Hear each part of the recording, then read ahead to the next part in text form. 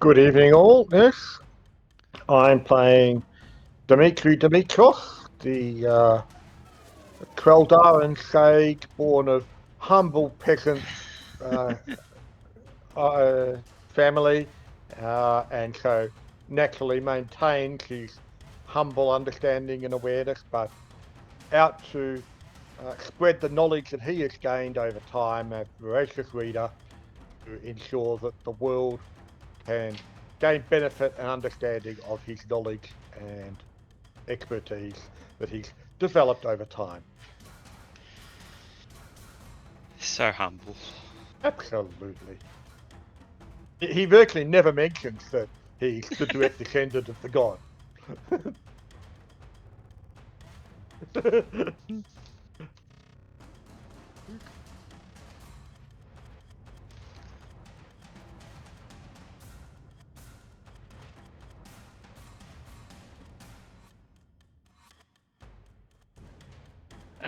So I'm playing a elf, formerly a halfling, and I'm playing a monk, following the path of the Kenzai, and he doesn't talk too much. He lets actions speak louder than words, and Well, like standing next to Dimitri, he doesn't get much chance to get a word in there, guys. Well, I was going to say that yes, Dimitri is a cause of anxiety, so I'll just keep an eye out for him. Okay, and I'm just currently fixing the microphones here because for some reason they stopped working.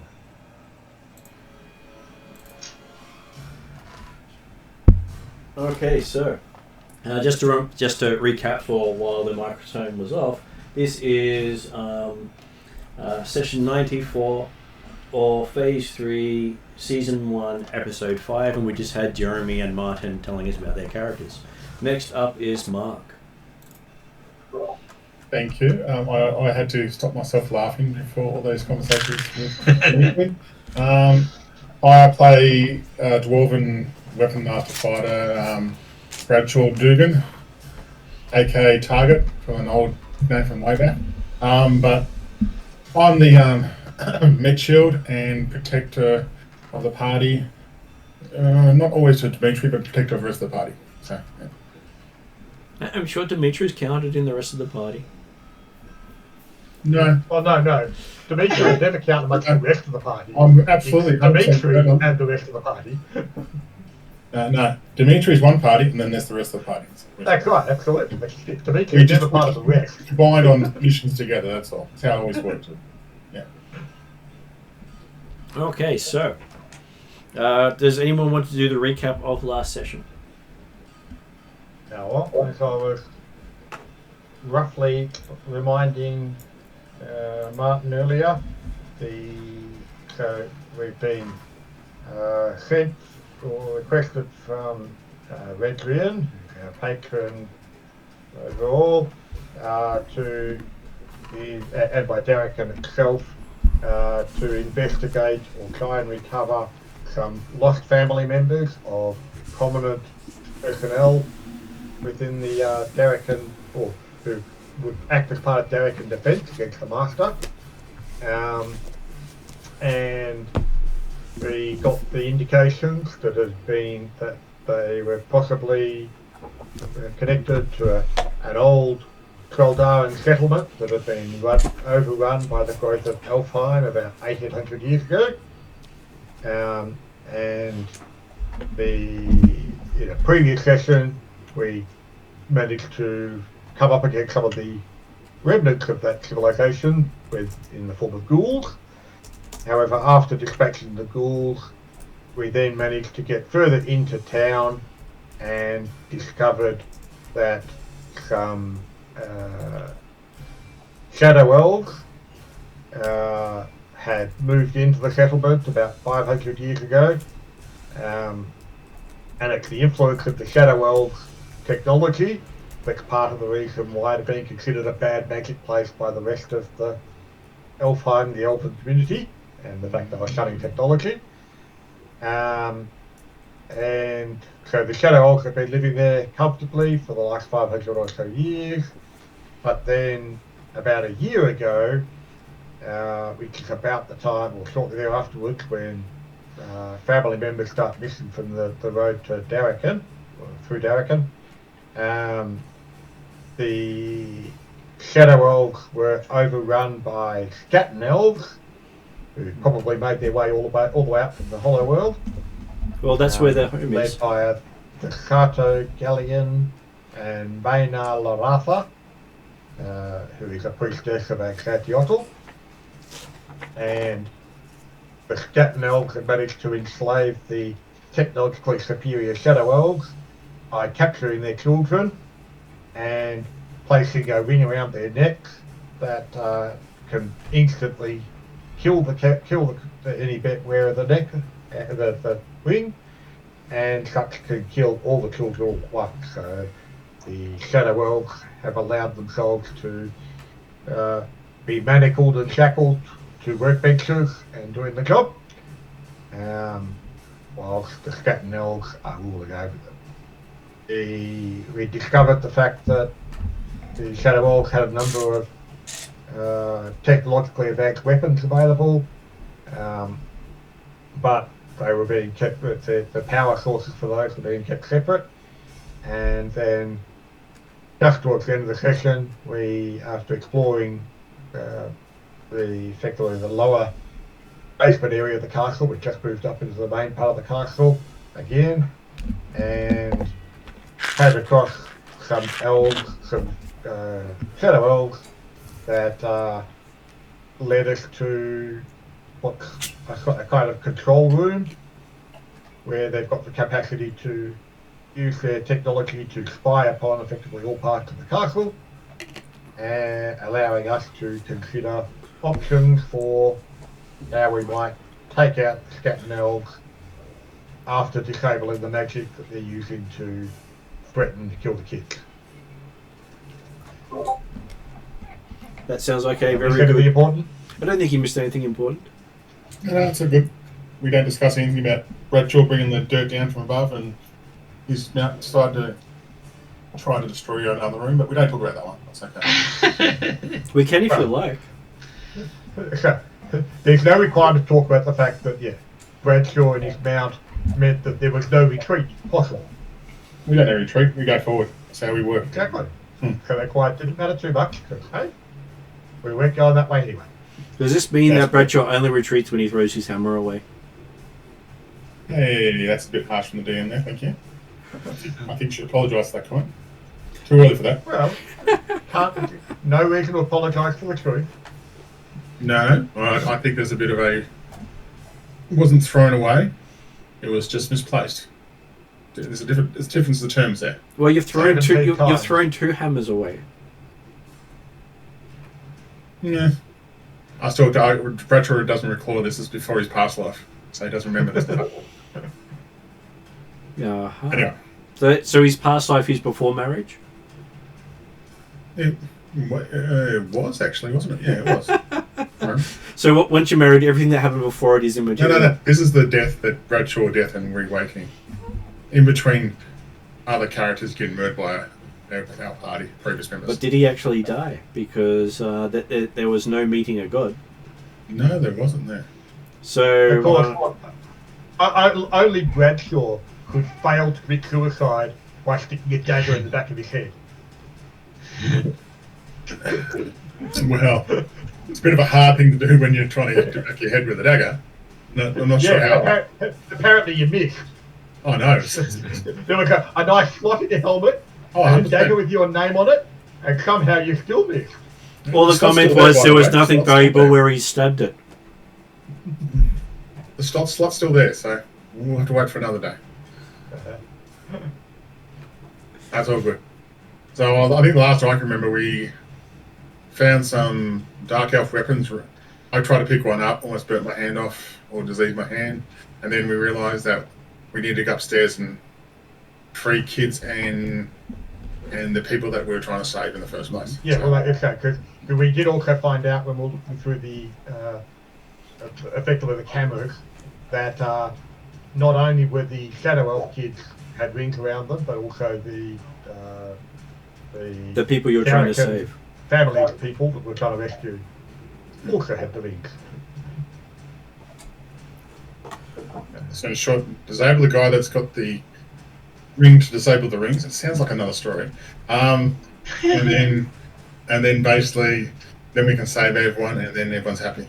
So, well, because as soon as we can disable the activation system on the murderous rings, then the Shadow Elves will be quite happy to throw off their shackles and fight back, because there's more of them than there are the Scat Elves anyway. So.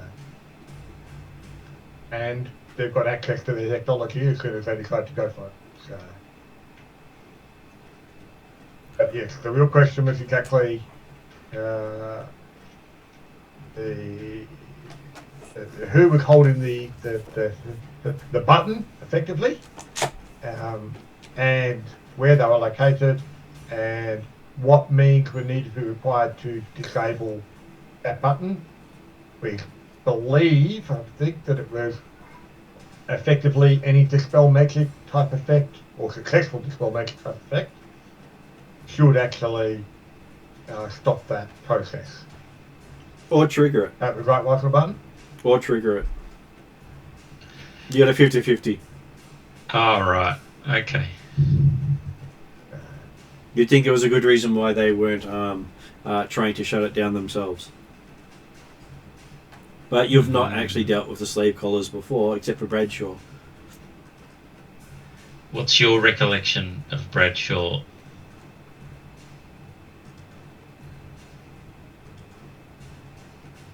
Was that directed to... That was directed to anyone? Mark. Who was that directed to, Bun? That was directed to Mark. Mark what was your recollection of Bradshaw's? Dimitri, you mean? No, Bradshaw. All I heard is that if we disable the guy that's got the ring before he uses the ring, then we should be okay. That's what I got. So. Okay. Now, Brendan Bradshaw, he doesn't listen to all the story, but he gets to the important bits. So. He was once told that if he didn't get permission to take off the ring that was around his neck, his head would explode, at which point he actually listened to the final bit, but didn't hear stuff before it. No, true. But I think Bradshaw just heard kill somebody, save everyone, happy days. It's very Bradshaw-like. But yeah, Dimitri's understanding or belief was that part of the reason the Shadow Elves hadn't been able to disable the rings is because they've been so focused on technology that their ability to actually counter magic has been more limited. So they haven't necessarily got dispel magic available to them. Is that incorrect? That is incorrect. Okay. Unlike the Space Cats, the Shadow Elves actually have a blending of magic and technology. Okay. So the main thing stopping them actually acting on themselves was the concern as to whether or not they could act fast enough? Basically, it was whether or not they could act fast enough. Do you want to query the guy there to get more information while he's there? Well, absolutely, yeah. The point being that, yeah, we've got the opportunity to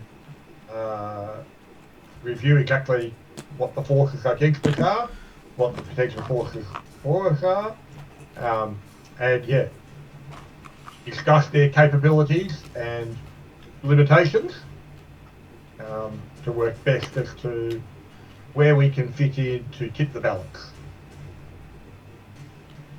Okay, so... Of course, obviously, Dimitri's a balance tipper all by himself, but hey, that doesn't need to be said. So he puts up on the screen in nice, easy to read letters, even for Bradshaw, that they've been unable to get to the vault downstairs to bring some of their crystals up to power their defensive system. and they've been waiting for the crystals to recharge before they could do so. Okay. And while they're waiting for them to recharge, they were shackled in place and unable to get free themselves and get down and get them. So it's been a pretty long 500 years. Well, no, it's only been about 12 months for these guys. Okay. Since the Scat Elf arrived. All right. And the You crystal. mentioned you're waiting for your crystals to recharge. Certainly the crystals we saw downstairs had a power of themselves that made it very difficult and dangerous to approach them. Is that the normal state for them? That's the normal state. The unworthy can't touch their crystals without the crystals damaging them or teleporting back to their room of safety. Dimitri will pointedly look towards Bradshaw and says, the unworthy. Yep, that fits, yep. The skull on your off my face just says everything. And you gather that the unworthy is anyone not of their bloodline. Dimitri's well aware of that personally, but obviously he didn't try and get close, so he didn't have to test him, so he didn't have to prove himself to be unworthy. So he was quite happy to make it look towards Bradshaw. The skull's still there. And the Blood Elves basically disarmed their keep by touching all their power sources and making it teleport away. Okay, so what's the teleport system, sorry? When unworthy one touches one of the power crystals, the crystals teleport back to the recharging stations. Oh, okay, so it becomes a bit of a defense mechanism to protect the crystal, but also protect the unworthy in that manner, I think, as well. So other races can't use, even other clans can't use their tools. Yeah. So, are you suggesting that all the crystals should be appropriately charged at this stage? It's just a case of getting the worthy down there to collect them? They should have been charged at least 9 or 10 months ago. Right. Just they've been unable to freely move about the castle since then. But in the last, certainly it didn't look like the chains that were holding, particularly the guys who were down in the kitchen area. The chains that were holding them didn't seem to be particularly physically holding them at that point. And we were certainly able to duck down to the basement, have a quick look, come back up again, well before there was any response or awareness of the Scatton Elves. Yes, but if they don't stop the person who discovers them, they will kill 10 kids just for us being out of our chains. So it's not so much you couldn't do it, but it's not really too risk doing it. And if we kill one of them, they will kill 100 of our kids, which is most of them. Indeed. So they're not looking forward to pushing the envelope. No, and that's understandable. But just confirming the fact that yes, they're not being physically restrained. It's purely the psychological restraint of the threat over the kids. So. Which can be a lot worse than the physical one. Absolutely, I'm not denying that for a moment. That's perfectly reasonable.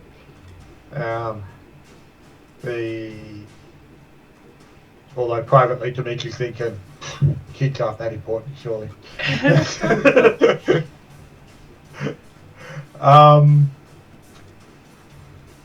Okay, so on the view screens, we can see the current location of the Sato Galleon and Maynala Alpha. You can, as you're watching them, do a lot of gestures. Okay, so the view screens are purely visual, not audio.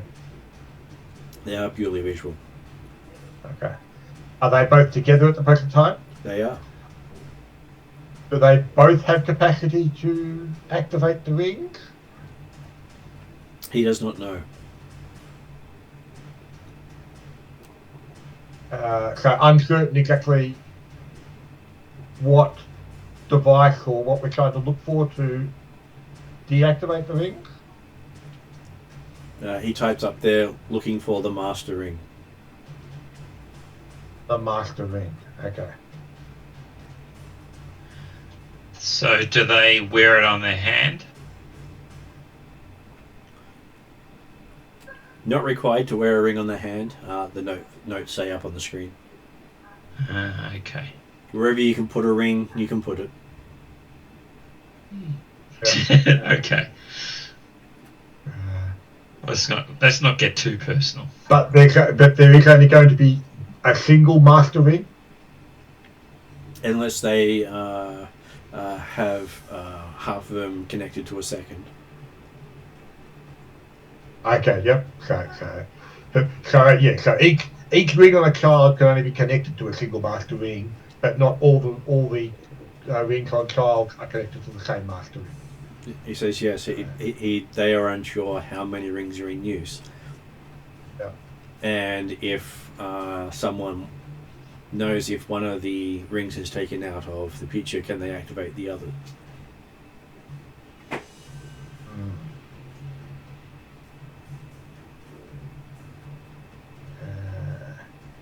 Are there any other Scatten Elves amongst the invading force that are likely to, or potentially also carry a master ring? Like, we've got the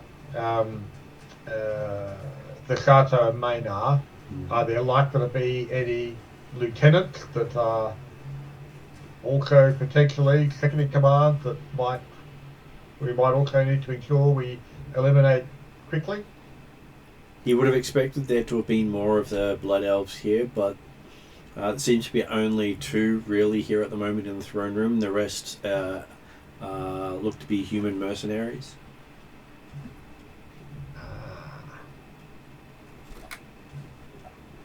But I'm assuming the threats on the children regarding the death of a Scatten Elf apply at least somewhat effectively equally to the death of a mercenary. Unknown, they haven't tried.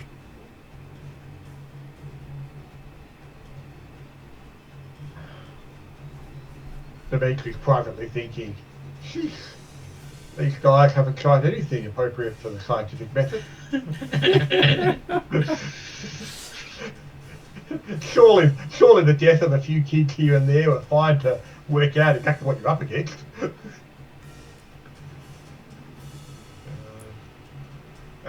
Well, I'm sure if Dimitri had invested, about 50 to 80 years in another person, that he'd probably want to keep them alive.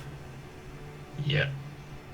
Hey, Dimitri's invested his entire life into another person. Himself. Himself.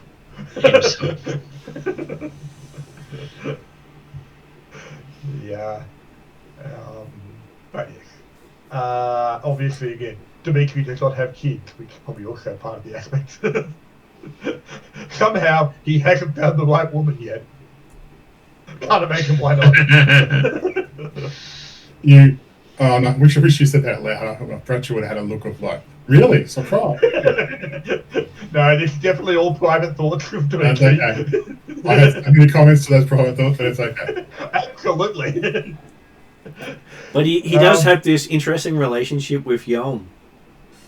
Indeed, yes, he does. And unfortunately, a far too close relationship with Krakatos.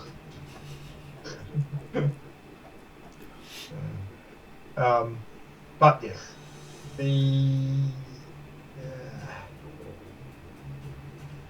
so from Dimitri's perspective, and he'll going to be this can be said out loud in the sense, okay, so we're dealing with 1 or possibly 2 master rings. Mm-hmm. Obviously, there's no more because the Scatten Elves would not trust them to any non-elves. So therefore, we only need to neutralise both at the same time. So, give me a perception roll while you're having that discussion. Okay. All of us or just Dimitri? Well, it depends. Is Bradshaw listening to Dimitri? Oh, not really, I suppose. Yeah. Then Bradshaw can have a perception roll. Okay, cool. Okay.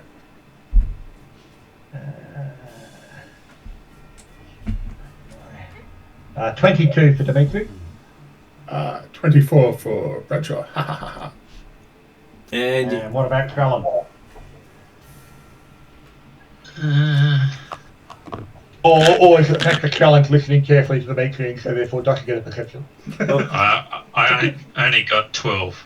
so obviously he's paying a lot of attention to Dimitri, and the reason I asked out of Bradshaw was he doesn't seem to be able to do two things at once. That's right. Okay. It's a dwarf thing. It's a dwarf thing. Okay, so Yes.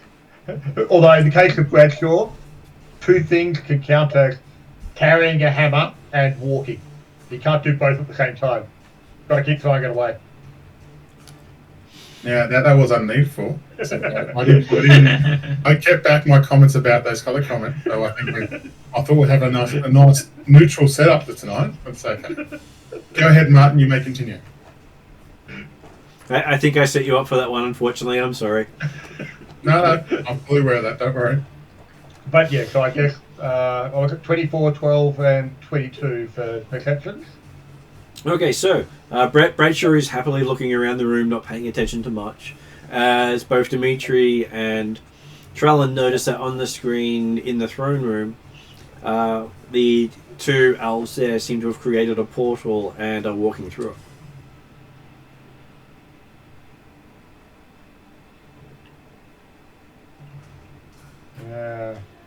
Well, how far away is that throne room? It's probably about, counting up, close to a minute away. We're not going to get there in time before they go through, but on the plus side, if they leave, then obviously the children are temporarily safe. You can go and get your power crystals. And we can get back to the castle and prepare for their return. As you say that, you see both of them step through the portal. Mm-hmm. And as soon as they step through the portal, you start hearing sounds of screaming coming from everywhere, including the room that you're in. And screams coming from our shadow elf friend who's been providing information. Yep.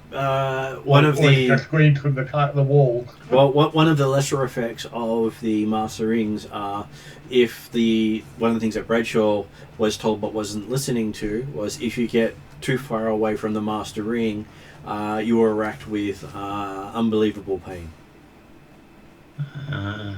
Doesn't kill you, but you're pretty much disabled due to the pain.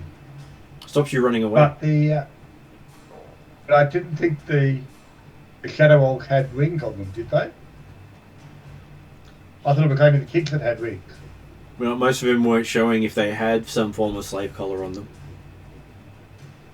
Right, okay. A lack of trust in Dimitri?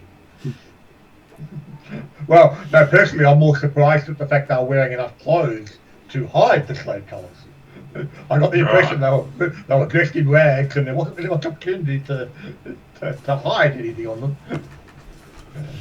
Well, the clothes aren't quite rags, but not the same sort of clothing that the Scattenhalven would wear. So you do remember with the Scattenhalven, they won't wear clothing from another culture based on the fact that they're culture locked. Yeah, but okay, I don't know enough about the Shadow Elves to know what their form actually are, but okay, I pictured them as effectively all wearing, effectively a sack at best. So I could, the collar might be hidden underneath the sack, but yes, it was going to be unexpected. So most of them are, Most of them are wearing whatever clothes they were in when they were captured. So a lot of them bed clothes. Some of them have cloaks and other stuff on them, but it is possible to hide underneath their hair and clothing. Because no, and I'm happy to recognise that. Oh yeah, well hey, they're all wearing wings, they're all wearing slave collars. Okay.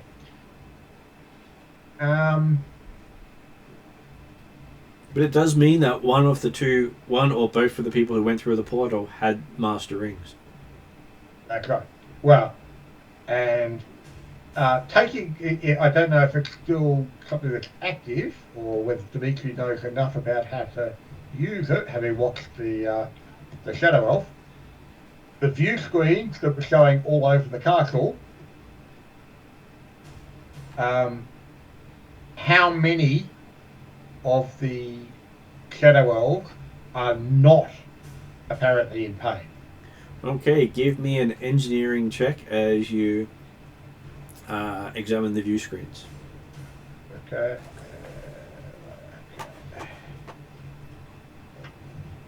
Basically thinking, oh, hang on, there's an opportunity to work out how many rings might be involved and what percentage of each one. So, 20 for engineering. You seem to be able to navigate through the screens and having a look around. You see at least 20 people who don't seem to be writhing around in pain. And you're thinking that's 20 elves until you realise they've got weapons. Yeah, okay, so basically all of the Blood Elves, all of the Shadow Elves are in pain and only the 20 mercenaries are not. And the 20 mercenaries are looking rather irritated and irate at the moment.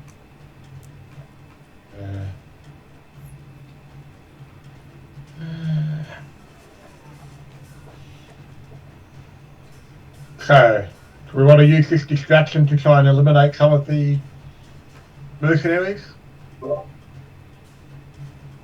You want to use me as a distraction?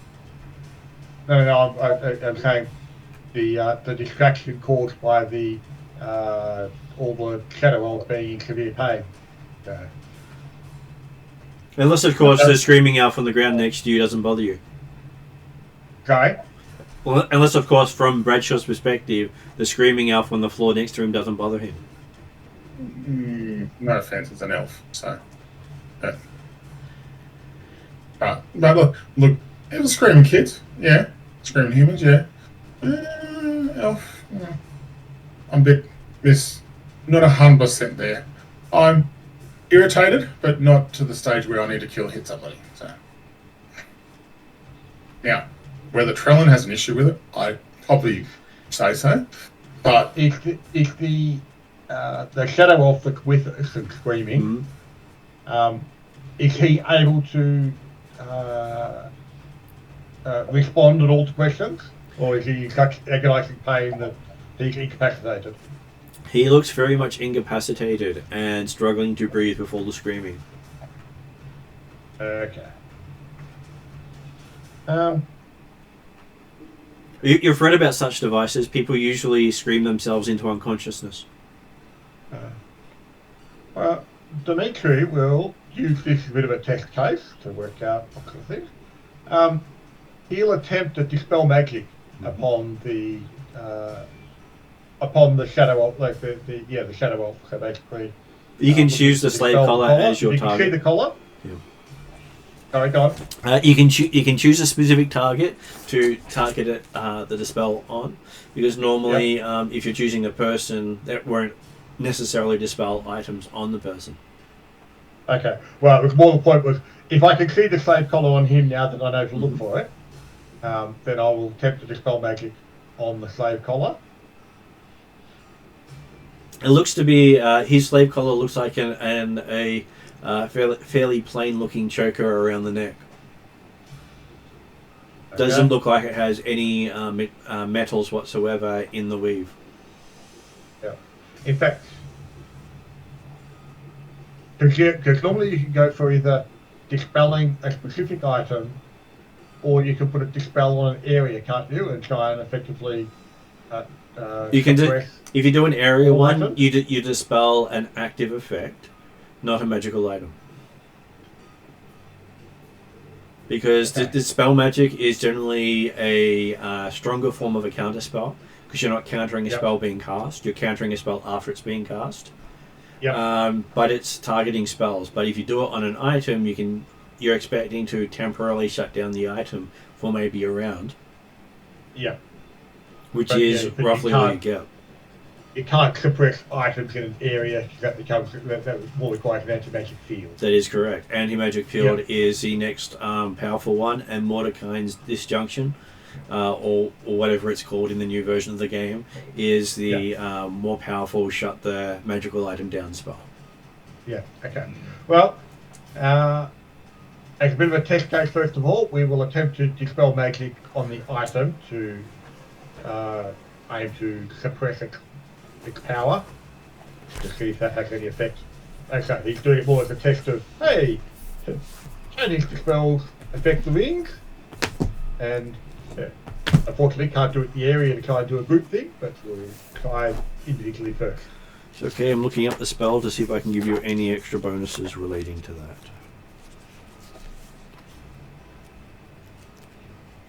Helps that I have the level up stuff right here.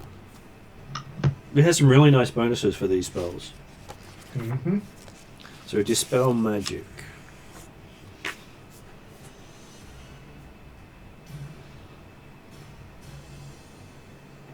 The first thing is you have to choose what you cast it at, what level, It's at level 3.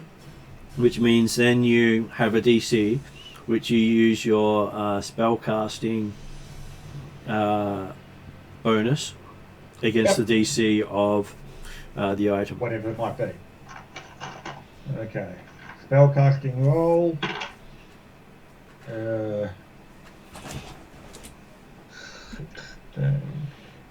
26.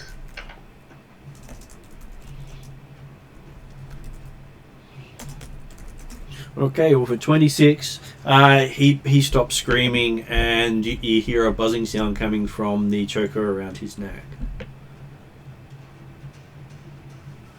Okay. I will try and talk to him. Say, hey, is that better? Does that suppress the effect?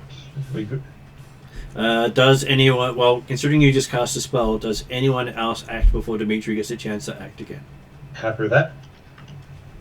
I'm happy to act. What does Trellin do? I'll just ask him. Is that better? I will give Trellin a insight roll.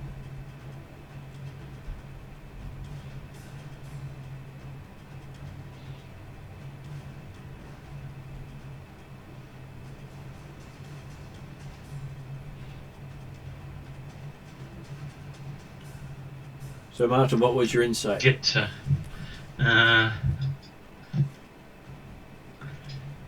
It's my stats.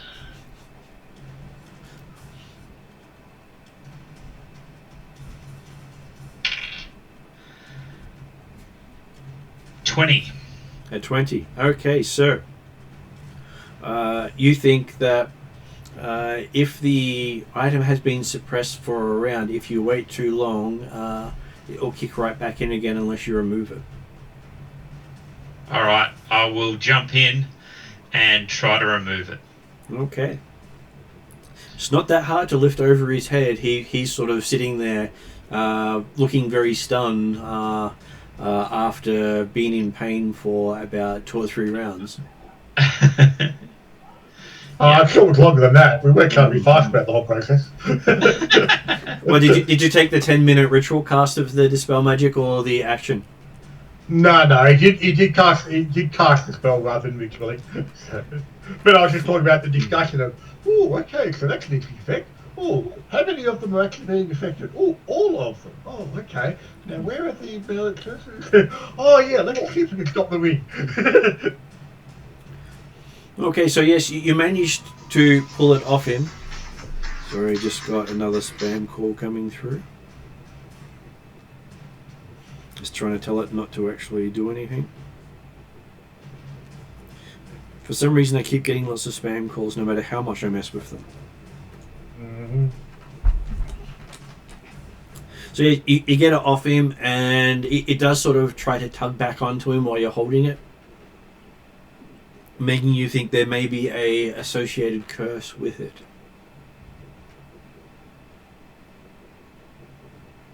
Sorry, did he try and grab it again, or did He did naturally not. try and pull back on? Trollin's got it in his Yeah. hands, but it seems to be tugging towards the person as if it's trying to reattach. Right. All right. Well, I'll throw it to the furthest corner. Okay, so you throw it against the wall. It hits the wall on the floor and starts rolling back towards the person. What does Bradshaw do? Brad would like to smash it with his hammer. I've Okay. seen this. So, can I make an attack roll on the You can make an device? attack roll.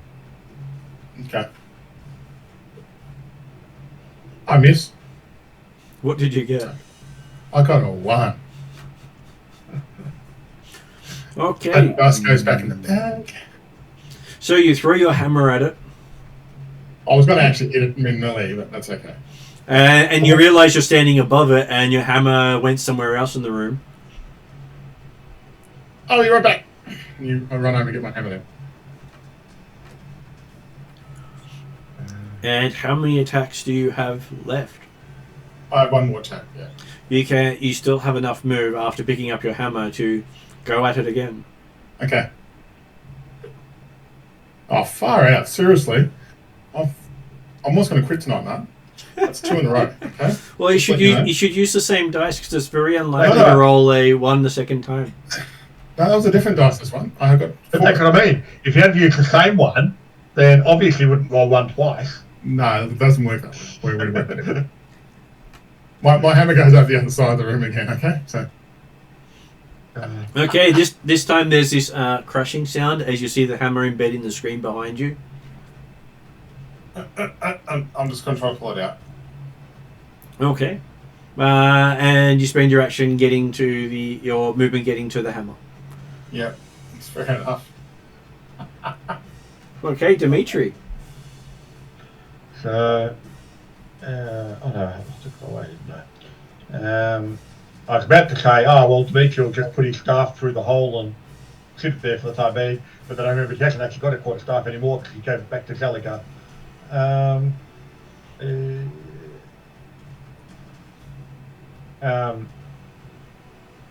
He will just Throw a knife at it. well, no, I can't do the job that he's looking for. Just checking, figure out what he actually got. He'll just grab a chair and put the ring, put the chair leg through the ring, so it can stop, like the chair will, like the weight of the chair stop going anywhere. So. Okay, so yes, you sort of feel it wobbling around the chair leg. Yeah. And then obviously Dimitri will take a seat, having grabbed the chair. So. Can I provide some assistance? What would Trellin like to do with this moving choker? Well, since all my weapons are magical, I would like to chop it with my flame tongue sword. We may not want to destroy the ring, Okay. just because there may be some mechanism that they understand, they recognise when a ring has been destroyed. All right. Okay. Carry on then. And Bradshaw, it's really not necessary to destroy this place. It's actually quite delicate equipment around here. Stop waving that, throwing that hammer around. I know you like to get rid of it, but Dimitri, shut it. Retro. He's wandered over trying to pull the hammer out of the screen. So, I'll be back in about 5 minutes, guys. So. Okay. As Bradshaw says, trying to pull the hammer out of the screen. mm-hmm.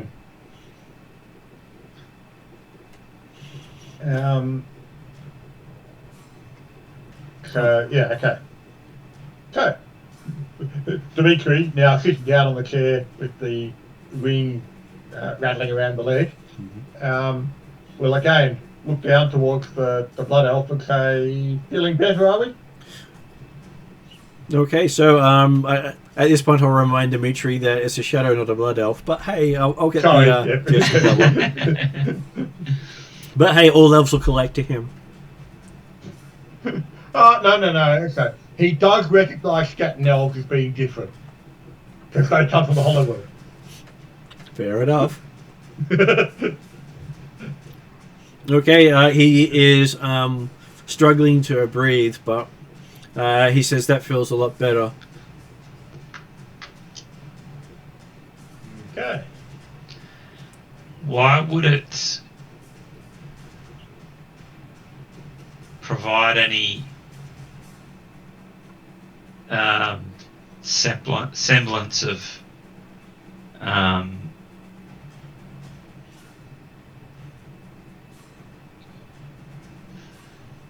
I can't find the word. The restriction of breathing. Because he was screaming non-stop for however long it took you to decide to do something. And okay. people who scream at the top of their lungs with all their might generally can't talk straight away in a few seconds after they stop. Yeah, it wasn't actually suffocating him, it was just causing such extreme pain that he was effectively using all his breath to suffocate, to scream, and therefore suffocating himself. So, yeah. And around this time, you hear the place go silent around you, as you think all the other elves have screamed themselves into unconsciousness.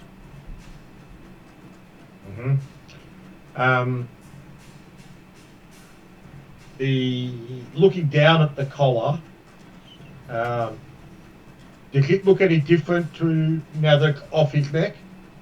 No, it still looks like a fabric collar. Demetrius more just looking at it thinking, hang on, the fact that they're all wearing collars that were not necessarily obvious the first time, whether the collars actually have some sort of camouflage or concealment mechanism, that means they blend into the wearer somewhat. Well, you think they some of them are made out of metal and some of them are not. They use the hardier ones on people more likely to rip them off themselves. And ones who understand how they work probably can be given a weaker one that if someone else rips it off will then be detrimental to them. Yeah.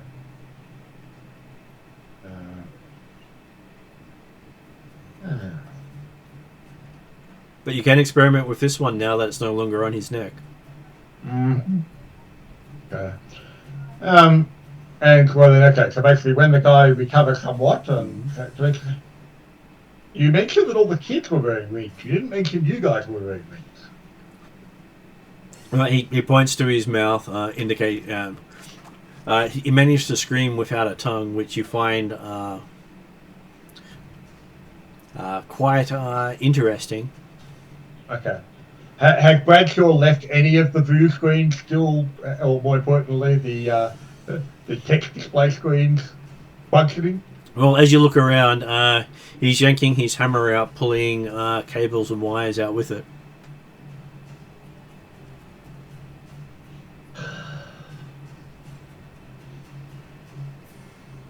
Seem to really have entangled it in there somehow. Bradshaw, stop! Jeez, you're destroying the place.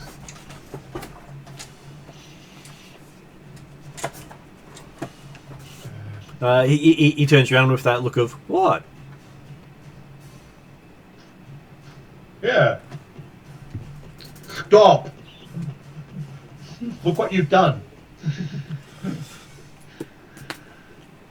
Bad enough you broke the screen in the first place, but then you've gone and destroyed the rest of the place just trying to get your hammer back again. You keep throwing them away, you obviously don't really want them. Stop going and collecting it. He happily puts the hammer on his belt. So, is there anything still functioning in the room? Well, not really. Not even the light source is now working.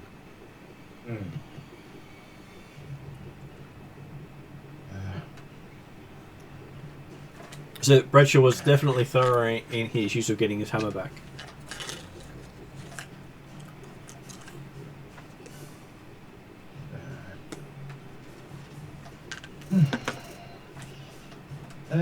Well, I guess that removes the capacity for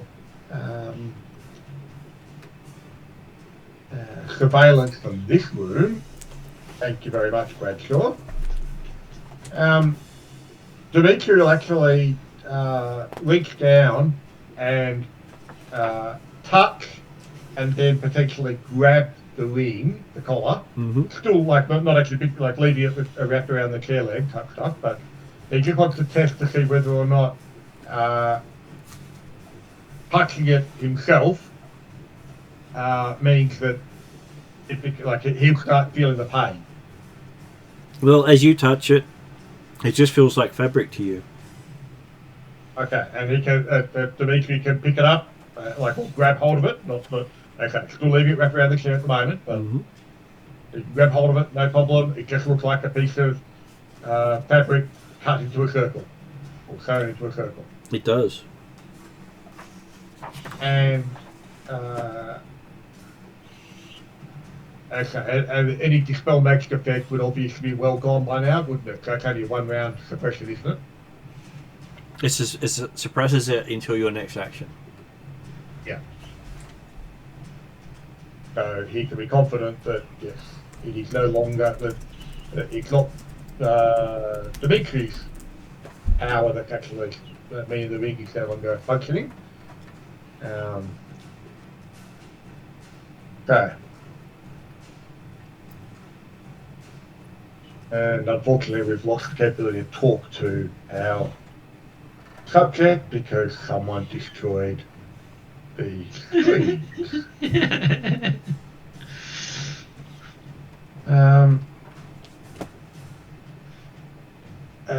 Is there another place we can go which has similar setup to this? He nods and gestures walking with his fingers. Okay. Approximately how long will it take to get there? Can we be confident we're not going to run into mercenaries on the way? He gives you a thumbs up. Okay. Dimitri will grab the collar and put it into a pouch. Extra dimensional pouch? Sorry? Extra dimensional pouch or normal pouch? Probably a normal pouch for the time being. Actually, no, because we don't want it. It would go to activate and move, wasn't it? So, yeah, we'll go an extra dimensional pouch just to make certain it's not coming through first. Okay. Keep it quite separated from the master ring. So, and then yes,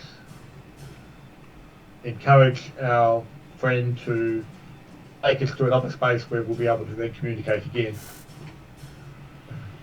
He takes you about 30 feet to another room that's smaller. Mm-hmm. Has a table and looks like set up for paperwork and another smaller screen here.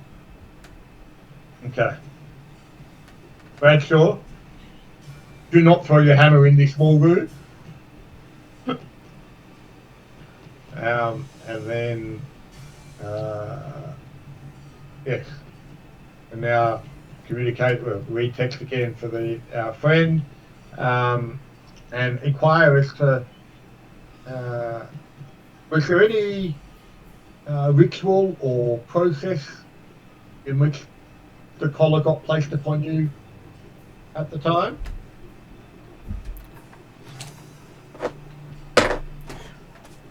He shakes his head and writes up on the screen, woke up with collar on.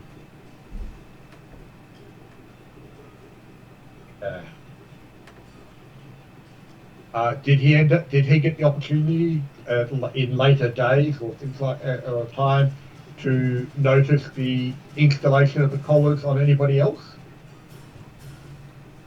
He wishes he did because he might have more of an understanding how to bypass it. Yes.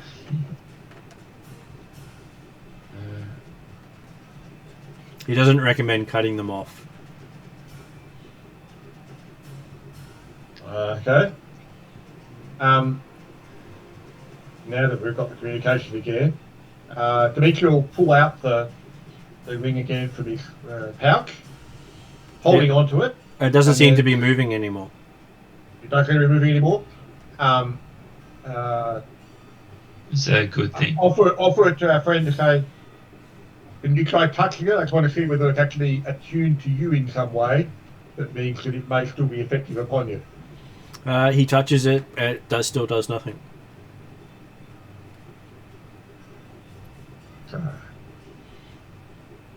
Well, it would seem that it's been any effect of it has been removed.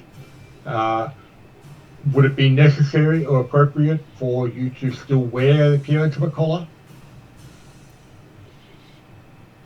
He does right, wearing it may activate it. He recommends you try and see. Well, they're not expecting a collar on me. So. But what Dimitri will do is take a bit of look through his stuff, grab some black cloth, tear a strip off, and clip the end a bit, hold it into a circle, and then say, put this one on. He puts that one on for you. So therefore, at least it looks, if anyone's looking, it looks like you've got a collar.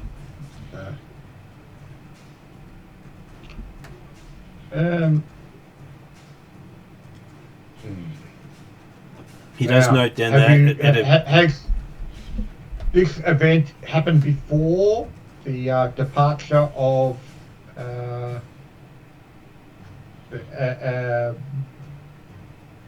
Bersato and Maynard? Has that ever happened?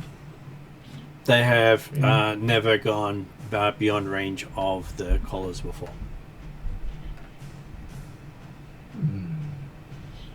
People have gone beyond range of the rings before and been returned. Okay. And assuming it's actually still all quiet around, effectively all the rest of the Shadow Elves are unconscious still, seemingly? Seemingly, they're all unconscious. Okay. In our trip between one room and the next, and or if there's basically Dimitri's looking, is there any of these elves nearby lying on the floor unconscious? In the area you went, no.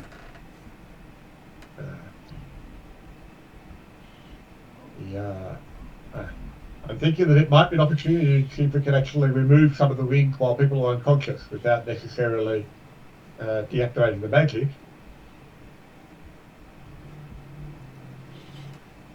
He believes the collars are cursed.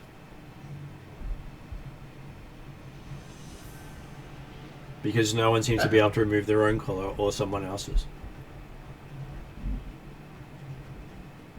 But what's stopping them? If they break it, they take the head with it.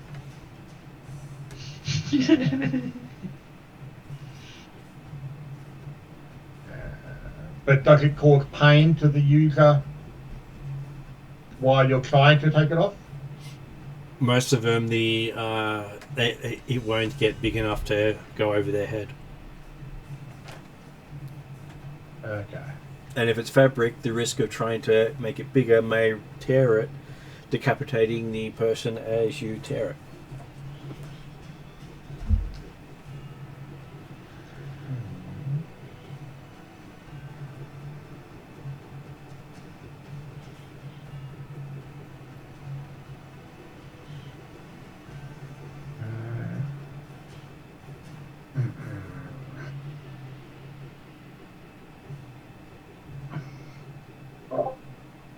Well,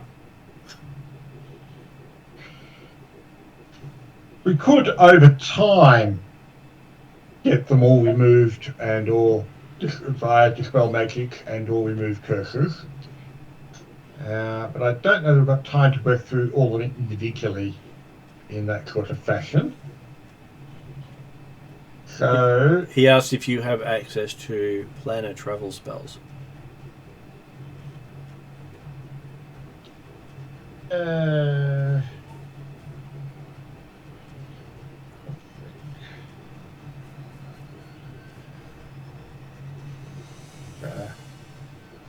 Dimitri actually going for that kind of stuff because we interfered with his carrying his pouches. Yeah. I was thinking he might have Dimension Door, but not even Dimension Door is taken. So he does say that his research says dimensional travel may sever the link.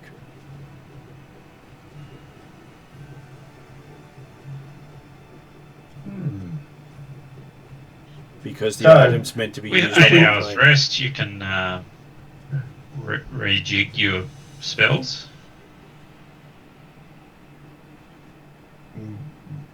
no, that's not how magic works for a wizard. Really? Well, in the sense that yes, it would be fine if Dimitri had Dimension Door in his spell, like in his spell book. Okay. The point is, he's specifically not gone for dimensional travel. Like he hasn't bothered trying to learn those spells because hey, he doesn't want to leave his belongings behind. Yeah. But as part of that, what he could do is put people's head inside the pouch.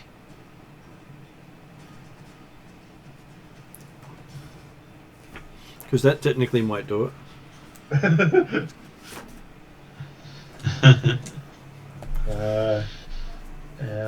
Technically. Well, just because unfortunately Dimitri does not have a portable hold, but bag of holding. Did Dimitri learn rope trick? Don't think so, no.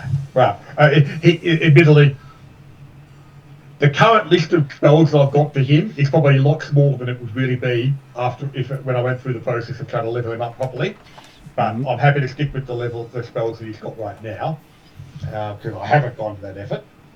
And yeah, rope trick's not amongst his stuff unless it was happened to be amongst one of the spell books he's picked up over time from other people. So. Well, it is a second level spell. There's a good chance you do have it.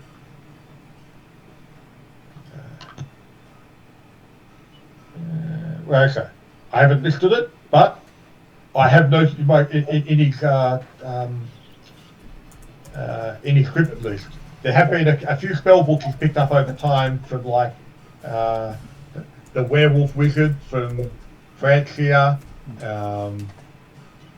the Gallagher spell books. Zalagar does know teleportation magic. Good chance Zalagar would have it. So Bradshaw's finally finished pulling the camera out of the TV or screen. So yeah, we know. So you don't know this sort of magic. So you don't know everything. That's what you're saying. Well, I don't know whether you heard it or not, Mark, Okay. but we had to move to a different room because Bradshaw destroyed the entire circuitry and electronics throughout the whole room. Okay, well, I won't make that comment because I wasn't there. Gotcha. Unless, of course, you've done it to this room as well. So you can be in the room when the guy's asking about, hey, do you know teleportation magic or exponential magic, things like that. And so Dimitri says that he hadn't bothered learning that stuff because, hey, it was not useful for his purposes. You see a disappointment in Bradshaw's eyes that you don't know this type of magic because being the smart person you are, he feels that Like, I don't. Rachel doesn't care about magic. Like, that's up to you. That's your thing. So, it's more like, so you don't know everything then. Okay. Gotcha. Hey, no. Dimitri knows it. He just didn't bother learning it. It's not worth it. Still, you know everything. That's what I'm putting it down to. Simple Rachel thinking. Yes, we all know Rachel's simple. Straight to the point. Don't have to complicate things. Get the job done. Yeah, we know it's the job he got done.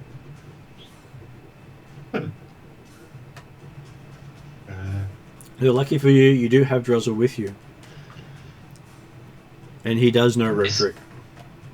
Is there a way that Dimitri can rejig his spells to have planar travel? Well, okay, by the sound of it, Zeligar Drazzle. apparently. Well, okay, yeah, that's good. Dimitri has those spells available potentially on the idea that he's got the reading spell book, but he's never actually bothered to try and learn. Now, how difficult it would be I haven't gone through the process of in limited spell selection learning them. Under level up, there's certainly a lot more opportunity in downtime to pick up gotcha. spells. So he probably would have learned all the spells in Karameikos spellbook had access to in that sense. Mm-hmm. But in this situation, I'm working on the idea that he hasn't got those spells. However, Drazzle does have some extra-dimensional spell capability. But I'm also wondering whether or not can you fit a person inside a bag of holding? They don't last very long because you haven't got much air. The main question is how many pieces? How many pieces? You can fit someone anywhere depending on how many pieces you put them into. Yes, okay. But yes, the question is fitting them in one piece so they can then climb out again if they wanted to. Possibly you may fit in small children inside. Mm-hmm. Yeah. So the elves under 50 years of age may fit. Because the other factor is usually the size that the opening actually opens up to, which is where the portable holes come into it. So, yeah. Whereas a rope trick is like your bag of holding, but as long as they can climb a rope, they can go in and out of it. Yeah, that's right. Okay. Yeah, it's a much larger space inside. So,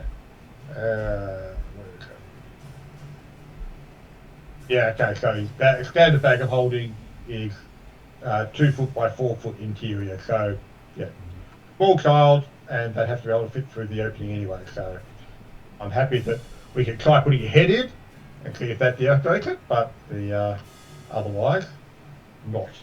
But what about the rope trick? Well, okay, rope trick would allow people to jump up inside and presumably remove the ring and then climb back out again. Again, not necessarily huge numbers at a time, but feasible. Talking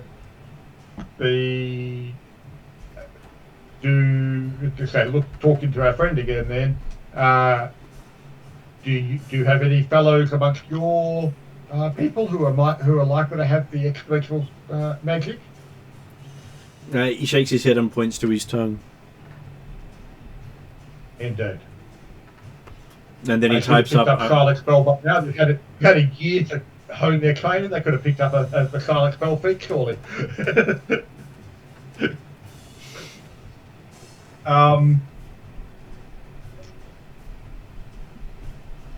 But again, I think that's going to be a slow process because how easily can Drazzle cast rope trick? How long can it last for? Well, it costs him 50 gold each time, and it lasts for an hour. So I thought it lasted a reasonable time, and people can go in and out throughout that hour, can't they? They can, and it's you can use any rope up to 60 feet long, and the rope rises up from one end to the other until it stretches out fully, and the dimensional space is at the top. So we really want to use a 5 foot rope That's right.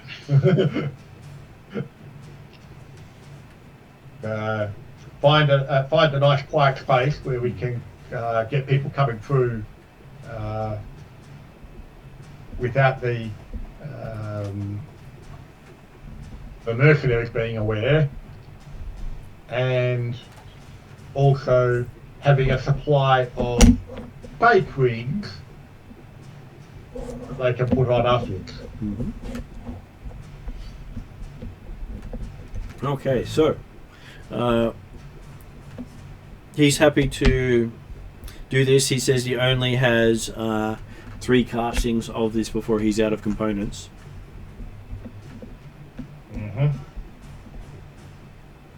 He did not stack multiple silver chains with the thought of using this many times. Perfectly understandable. Okay. From Dimitri's perspective, he worked on the idea that Dimitri will make it not all that useful because, hey, you can't take your gear with you. So,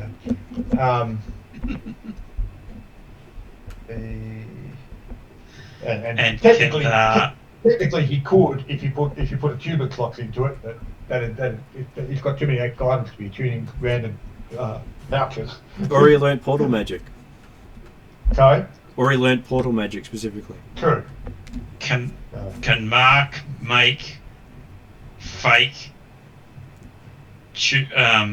rings of steel? Quite possibly. Quietly, very unlikely. Okay. What does Mark say in response to that? Well, I'll look through my jewelry collection. Your jewelry collection is a little worse for wear since you threw away most of it. That's right. Depleted. I'm glad you don't know how much it was, but yes. Then I go, And I'll say, of the jewelry collection, how much would I, if I'm being random here, how much would it be kind of steel chain kind of stuff in there? Steel stuff in there. Chain. Or silver chains. I wouldn't have steel chain. Silver or steel that we need? Drezel needs the silver chains for using with his spell components. But they were asking for, did you have metal to be able to provide fake collars for all the elves that you're taking the collars off? So we don't really know exactly how much is needed because we don't know how many elves are wearing metal collars as opposed to cloth collars. So. But I assume that's tailoring, and that would be an inferior. Yep, inferior proficiency for him, for the dwarf. No, anything other than metal, I don't like it. Did our dwarf bring any of his metalworking tools with him? Nope, I left it back at my smithy, back at my house.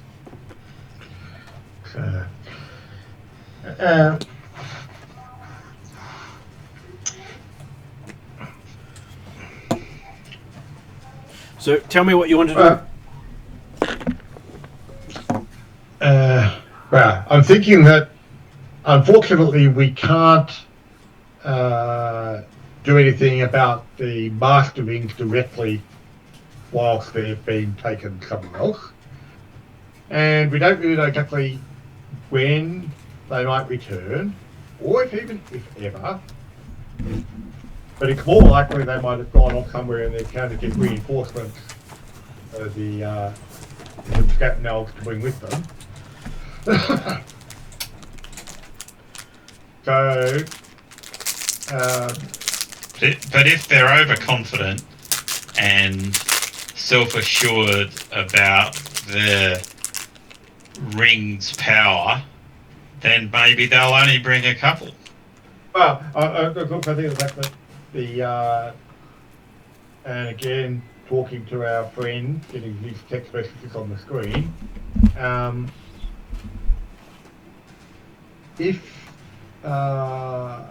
what would be the likelihood that the mercenaries actually recognise you as individuals? If some of you disappeared for a little while, how noticeable would it be? Would it be? He writes on the screen, He doesn't think they'll notice. That's what I thought. So what we can do is at least set up a bit of So a... just Shadow Elf is just Shadow Elf. That's in the Shadow Elf box. So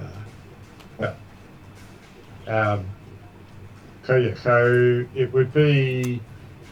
so if we can set ourselves up with a bit of a private space where the Shadow Elves can go temporarily, we can hit them with the new ring, and work through as many as we can before the Masterings return.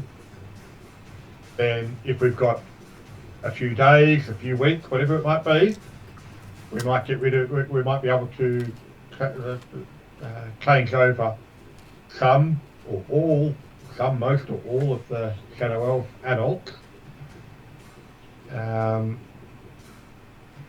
If only we had a nice place, easy access underground back to the chapel to be able to do all this.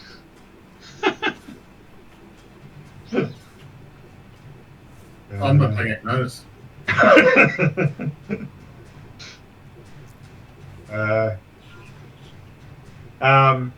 What, you mean the dwarf's not volunteering to shore up the passageway, dig it out, and make it safe for you to then do your task? The dwarf has had lots of complaints about his past to actually do that thing, but he said, no, he's not in the mood anymore because I feel that I'm being objectified. I have feelings as a dwarf, and I feel it's been taken the wrong way. So, plus I didn't do it, it was my mount. So, who may or may not be a dragon, we don't know to this day. That's right, Dimitri never even considered asking Bradshaw. He was making a comment about the fact that, hey, if only we had access. That's a Dimitri problem.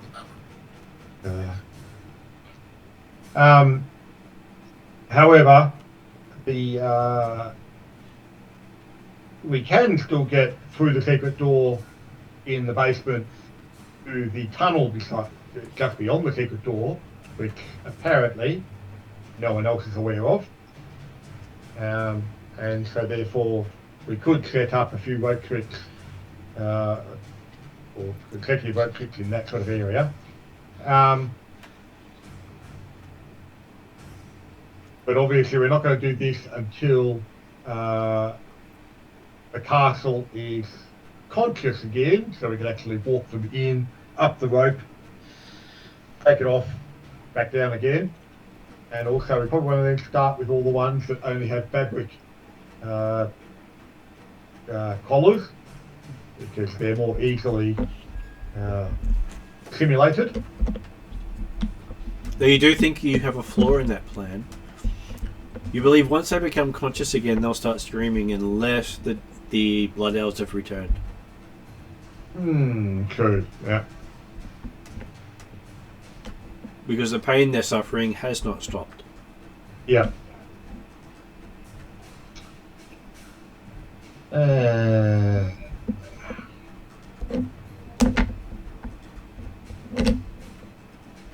guess that means we have to go to areas, potentially cast rope trick, drag them up inside, and then remove the collars.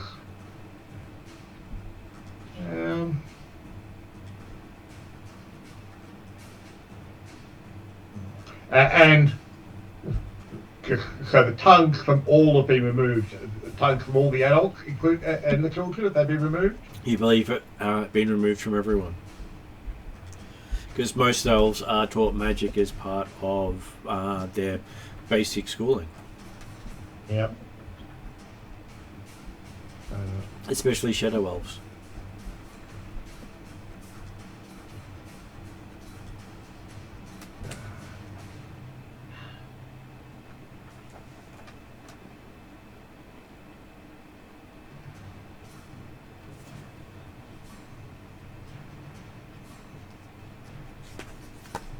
Well, if we did set up a rope trick in the children's room, then we can possibly get rid of all the children's collars while they're unconscious. and therefore the adult will have more willingness to fight back, even if they're in danger from still hurting collars themselves. That's probably a good place to start. Were there any, when we were last able to conduct in the surveillance room until it was put out of action, were there any mercenaries maintaining a guard in the children's room at all? Not that you could tell. You don't think there were any there? Okay. So what would it take to just take out the 2 blood elves that have the master ring? Probably Because just it's- surprise. But the problem is they're not there anymore. Okay. They went through a portal to somewhere else. We don't know where to or how long they might be away for. And it's because they're gone that it set off all the rings so everyone fell unconscious, except for the mercenaries that are around. Right. And as soon as they Okay. return, or rather, yes, as soon as they return, obviously anyone wearing a collar is in danger of being instantly killed, including all the kids. And the idea is that if we can get into the kids where the kids are being held and get a rope trick in that room, take the kids up, remove the collar, drop the kids back down again, then we at least remove that threat. Cool. And likewise, we'd also want to do that to the Derek and family slave members that we're here to actually rescue. So, were they weren't being kept in the same room as the kids, were they? They were not. They were being kept up in the upper floors of the castle. So nowhere near the kids. Not near the kids at all. Okay. You can see that there's 2 of the guards in the room with the kids. So there is 2 guards in the room with the blood elf kids, sorry, the shadow elf kids, or There with are. the Darrican kids. In both. Oh, okay. So there were guards in there, right?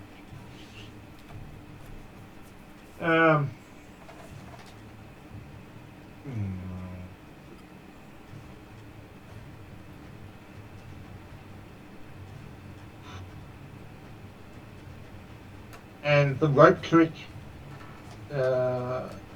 can Drazzle have 2 rope tricks active at the same time? Or is it a concentration spell? I'm just checking that for you now. Rope trip, he can have 3 going at the same time. Could well, so he can get multiple at the same time. And does he have to remain present with the rope trick at all? He does not. Okay, because I'm thinking of the fact that, okay, well, if we get into the children's room, remove the guards, get rope trick happening, then 2 of us can be in taking the kids up and removing collars, while the other one and Drazzle goes to the Darrican kids room and sets the rope trick up there again. Well, the benefit Okay, of just having a 5-foot rope is all you have to do is lift the kids 5 feet to where the top of the rope is to put them into the space. Exactly, that's right. So you don't actually have to climb the rope, you just have to lift them up and then you can just bring them back out again. But I'm thinking that we'd need someone inside the space to remove the collar while they're in there. That was the thinking, yes. Yeah, so that's why I'm thinking it's effectively a 2-person job once the rope trick is active Mm-hmm. to work for all the kids.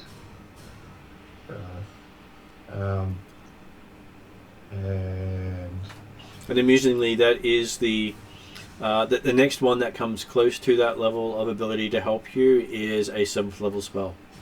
So it's either a 2nd level spell or a 7th level spell. Virtually identical, really. So is that planar travel? Rope trick puts you onto another plane of existence when you step into the extra-dimensional space. Okay. The next one up that does a similar thing is Magnificent Mansion, which is a 7th level spell. Everything else shelves a small number of people to another plane, but doesn't bring them back. And Dimension Door brings them back, but it brings them back too quickly before you to actually remove stuff in the meantime. That is correct.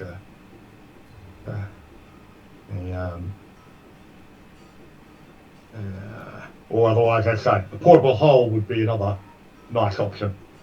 Although even that would be not as simple as rope trick, because you'd have to keep putting people in there, closing the hole, and then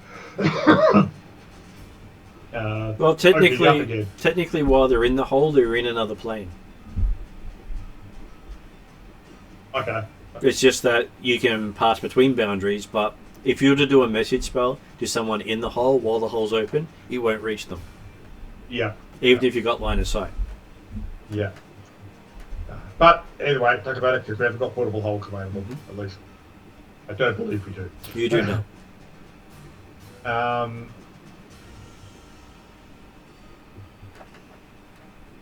So...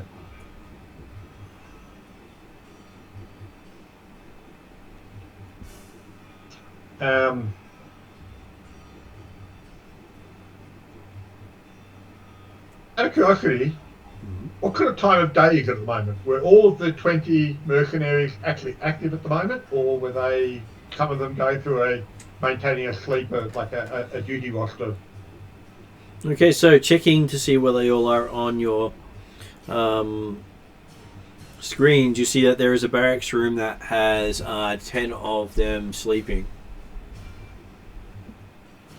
Looks as if 4 of them are on duty protecting the captives and the elven children, and in 2 and 2, yep.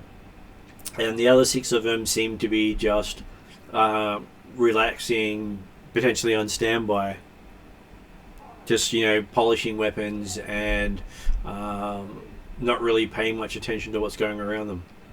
Okay, they might do in theory they might go and do a patrol occasionally, but mostly they're sitting around playing cards or polishing weapons. Yep. And do they do that in the barracks as well? They do it in three other places around, pretty much like guard stations, but they're like sitting on chairs in hallways. Right. Okay. But basically, yeah. Well, so one's near the kitchen. We've effectively got about 6 locations they work in. 10 of them are usually in the barracks asleep. The other 10 are in pairs at 5 different locations. Yep. And the 3 that are pretty much watching stuff are sitting on chairs in hallways. Yeah. And so therefore very easy to be able to get around them, and we know where they are and where they're not moving. So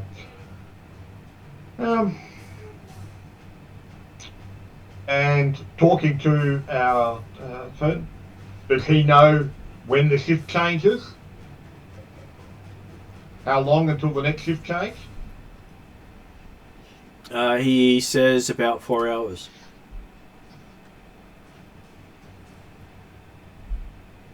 Okay. And do the pairs that are general guard duty, do they tend to swap or check in on the guards at the children or the captives? Well, usually? The ones near the kitchens aren't too far from the kids, so they can generally check on them, and they can go upstairs to the other ones that are protecting the upper level main area. Yeah. But do they normally check it on them during the shift? He doesn't know because he's never actually had a chance to observe them. Okay. The Blood Elves were far more regimented. They didn't believe in sitting and waiting.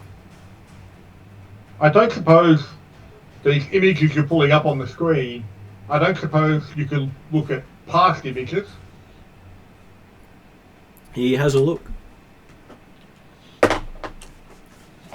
He starts making people walk backwards for a while until you realise he seems to be going backwards in time.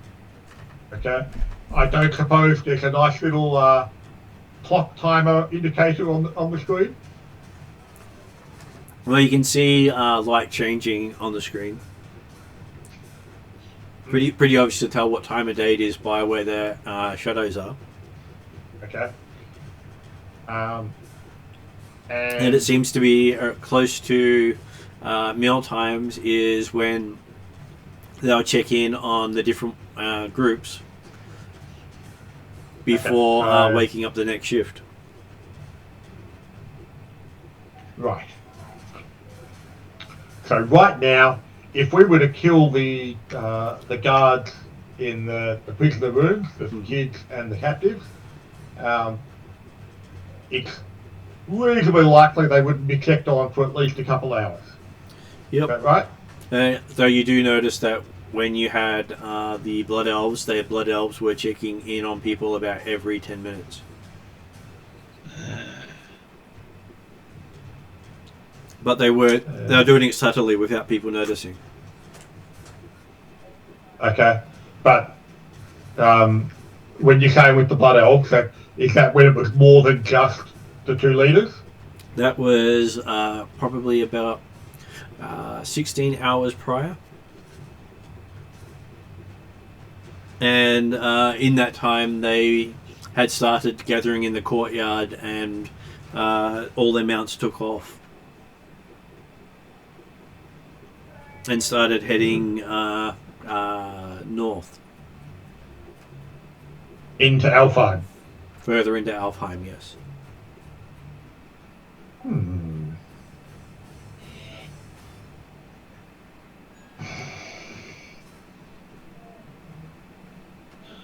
Okay, well, I'm thinking that it's worth the effort of spending the next couple of hours trying to do all the kids and captives after killing off 4 of the mercenaries.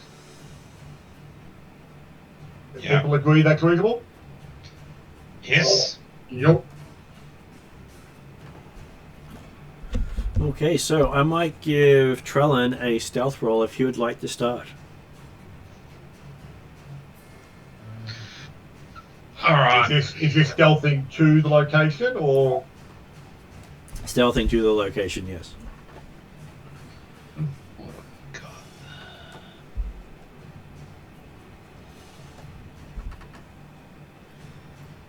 got? +9.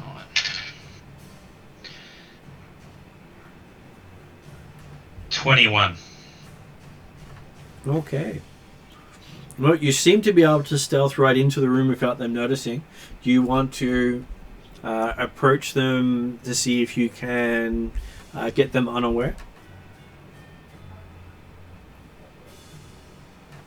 If you can get them unaware, you can make an athletics check to disable them.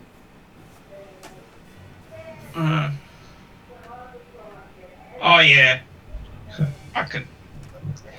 The problem is it's a flame-tongued sword, so it's pretty dramatic. Well, I said with an athletics check, you don't actually need to use a weapon. Oh, okay. All right. You're basically trying to knock it out. So. You are a monk after all. Yep. So. Dimitri will aim to be, will aim to stealth in beside or along with Trellin, who act as backup to put in a sleep spell or something like that. If it looks like one or both of them are going to get away from him.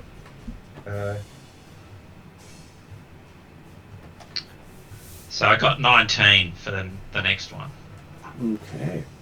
On a 19, you seem to have managed to sneak up to the first of the 2 guards. He hasn't noticed you yet. Would you like to subdue him with an athletics check? An athletics check? Mm-hmm. For fuck's sake. This is where Brash That's was a got that. stretch. Yeah. Um, Not at the stealthy one. Hey, there are ways to take out people without having to beat them into submission with a weapon. I don't know what you're talking about. Brash only knows one way. well, it's strength 10, so... If you're not trained I'm at looking, and it's just 10. It's just blank. So, is there a way I can use a dagger to slit his throat? Or possibly unarmed, Because like an unarmed combat. yeah, I can do 3 unarmed combats. That's what I mean. Because I'm a monk. Yeah, okay. But also the idea is effectively doing damage with an unarmed combat, whether or not you can actually effectively do the knockout blow or the stun touch type stuff. But, yep. I can give you an there's, acrobatics check instead if you prefer that. There is one thing called where is it? Actions. just So there's one thing you can spend 1 chi point to attempt a stunning strike. The target must succeed on a Constitution saving throw, or be stunned until the end of your next turn. So I can.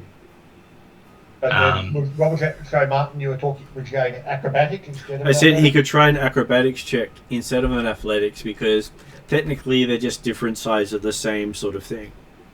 Yep. One's moving with strength and one's moving with agility. What's the I acrobatics check like? I have no strength. Yeah, no. So What's the acrobatics? it's just not athletic. Acrobatic. nothing. Yeah, so you've got no dexterity at all. And you're not I've got trained in it. dexterity, but I don't have acrobatics. You're not trained in acrobatics or athletics. That's right. That's right. Okay. But hey, you can at least still get your your dexterity bonus to the check.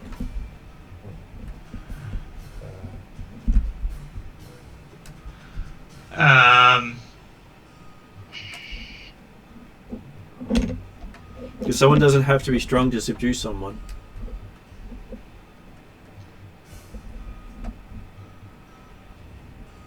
But punching him 3 times seems. The moment you want to go into that, then we do initiative, and they may act before you. Yeah. Okay. This is acting out Alright. of initiative. All right. Let's go with the acrobatics. Oh, it's okay. So 21. Okay, on a 21, the first person doesn't even see you coming, and you manage to, using your monkness, put him to sleep without him even realizing you're there. Okay. Nice chokehold and. Well, I'm happy to just kill him, but no, Well, it's all right. It's quite easily to kill them once they're down on the ground, but you generally Okay. want to... Deal with the other one first before you see, or he sees that the other guy's down. Okay. Because you use stealth to take down multiple people quickly, or lots of noise to alert everyone you're here. All right. So yes, that one is down. That's only 10. 10 on the next acrobatics check. Yeah. Okay, so at which point we'll be saying initiative. As you've managed to zig when you should have zagged. That's right. 27. So Trellan's on 27. What about everyone else? Dimitri's on 13. And I'm assuming Bradshaw probably has to try to stealth around the compound. Or if he did, he's certainly further back. But either way, I'm happy either one.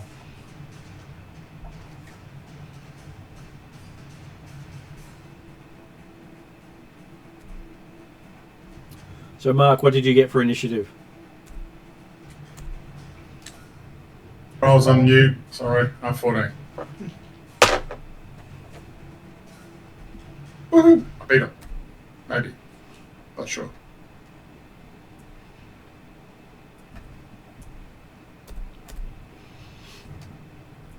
Okay, so Trellin, now you get to do your monkeyness attacks as the guy is looking right at you as you fail to get to him. So, is this where I can use my bonus action to pump up the flame tongue?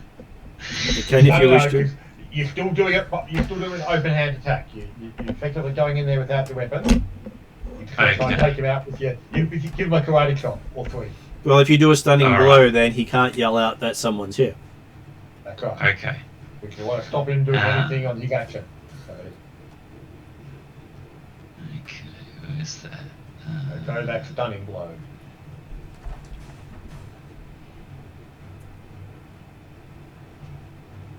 Alright.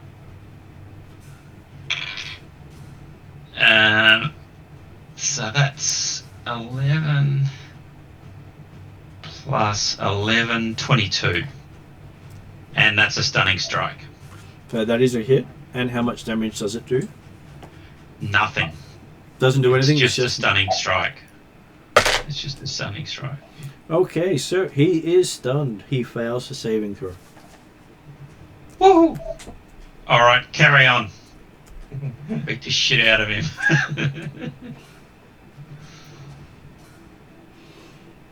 Okay, so does Bradshaw go? Well, next up is Bradshaw. What does Bradshaw do as that guy's looking stunned? Yeah, now, is it for a whole round, is it, or what's the deal there, Charles? So you can spend 1 chi point to attempt a stunning strike. The target must succeed on a Constitution saving throw or be stunned until the end of your next turn. Okay, cool, because I've got a Rib Shatterer thing on the Weapon Master. I can do the same thing, so that's why I thought I'd ask. So, that's Yeah. okay. I haven't used it yet, because I don't think I've used any of my Weapon Master things, but I would check just to make sure you're covered, so I don't have to. So I think I need to do that twice, 3 times a day. So Okay, so Bradshaw steps into the room, and this guy who's stunned is 160 feet away from you. okay. Well, it is one of the biggest rooms of the castle. Almost the full length of the castle itself, minus the 2 towers at either side of it.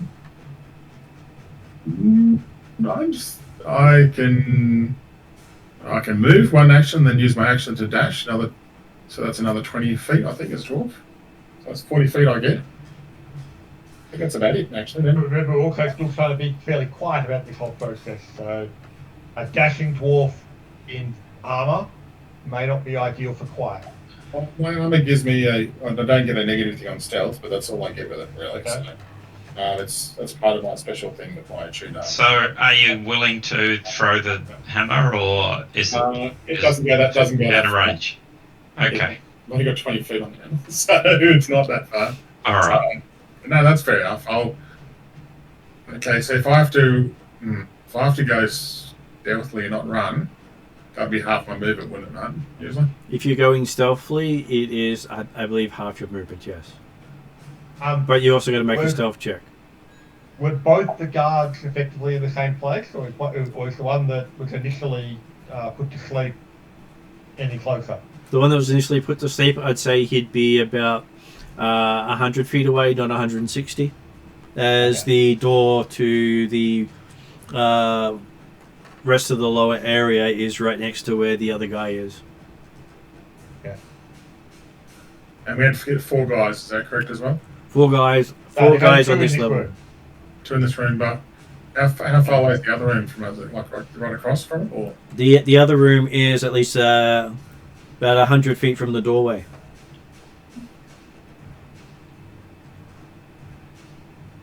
I'm just wondering if that's enough distance for me to run. You can generally, I think run is by 4, isn't it? But it's a full round action. We'll just move normally instead of stealthing there. I thought it's going to take me a while. It's still going to take me 2 or 3 rounds to get there, honestly.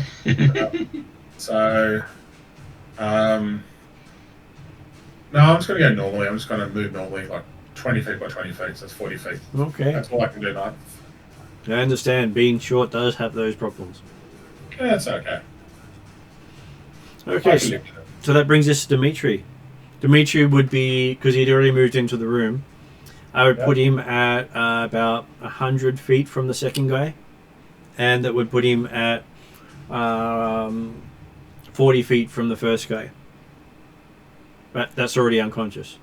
That he's already unconscious, so that's right. It was more a case of like, I was asking about him on the fact that, well, if Bradshaw can reach him, then he can kill him off while he's wandering across, but that wasn't suitable. Go 100 feet from the second guy. Yep. Dimitri will go forward.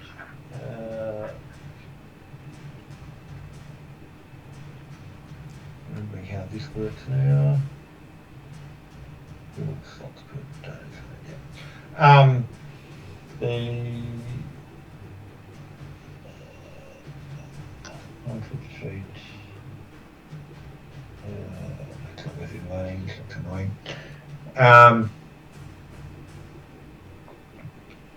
Dimitri will just go for 60.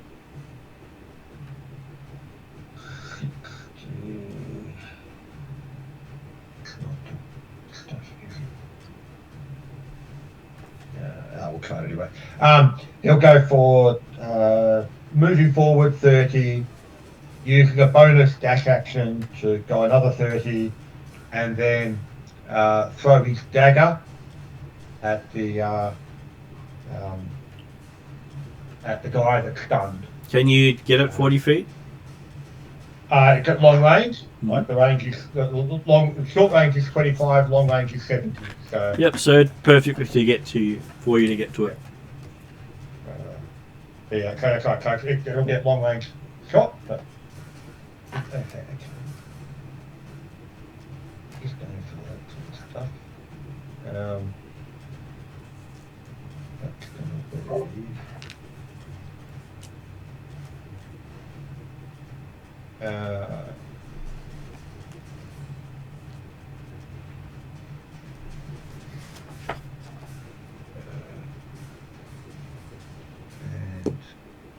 long range, you don't get. Hang on, no, I've got an enemy within 5 feet, so therefore I can get my sneak attack if I do my dagger, so I will go dagger. Okay. So I will take a shot at disadvantage. Mm-hmm. Long range. 15 and 12 gives me 12, AC 21. That is a hit. 4, 3d4, and d6.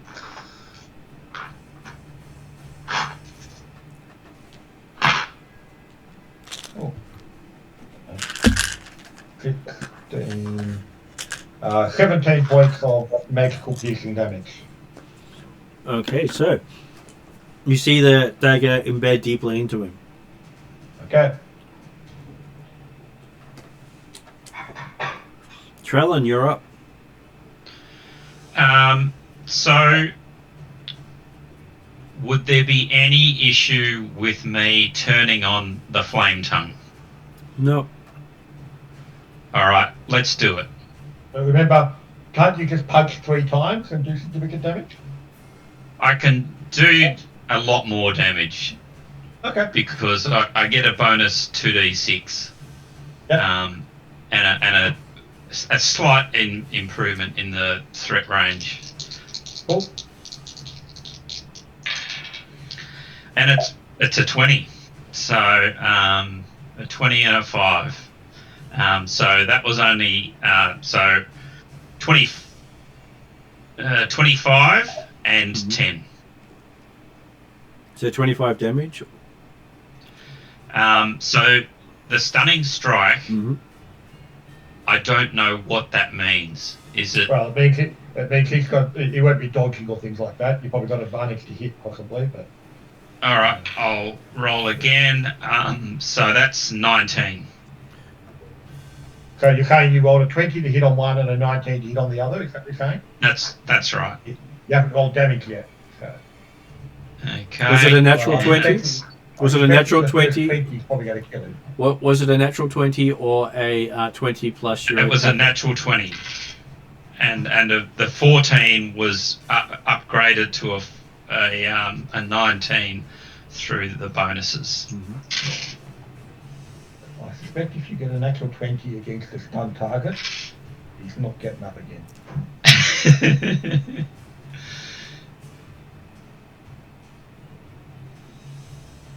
All right, and maybe I'll move over to and smack the other guy on the ground. Okay, so you shove your flaming sword through the stunned guy as he's staring at you with the dagger embedded in his chest. All right, and so you see the blade pop out the other side of him as his eyes roll up and he collapses. Right, and then I'll run over to the other guy. Yep. Because I have 55 foot movement. You just sidle on over to him without looking like you're expending any energy whatsoever.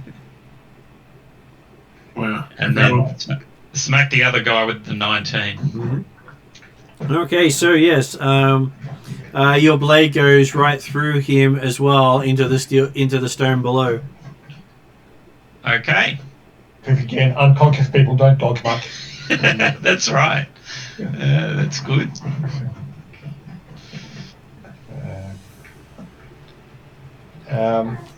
And now, how far away is the captive's room? Okay, the captive's room there's a stairwell here that goes up, and the room it goes up into has two other guards stationed there. They may have heard seen the light from the flame blade. I'll turn it off. But the so you mean the passage to the captive's rooms is off the same room as the kids are in? Yep, there is a stairwell that goes up at the other end of the kids' room. Mm-hmm. And that's not counting the door that goes into the kitchen area, where there's two guards also stationed. Okay. Well, Bradshaw, stay here. Look after Drazzle while Drazzle starts casting a rope trick, and we'll go up and deal with the guards upstairs. Be on the lookout to see if any of the guards come from the kitchen. But the idea is keep things closed.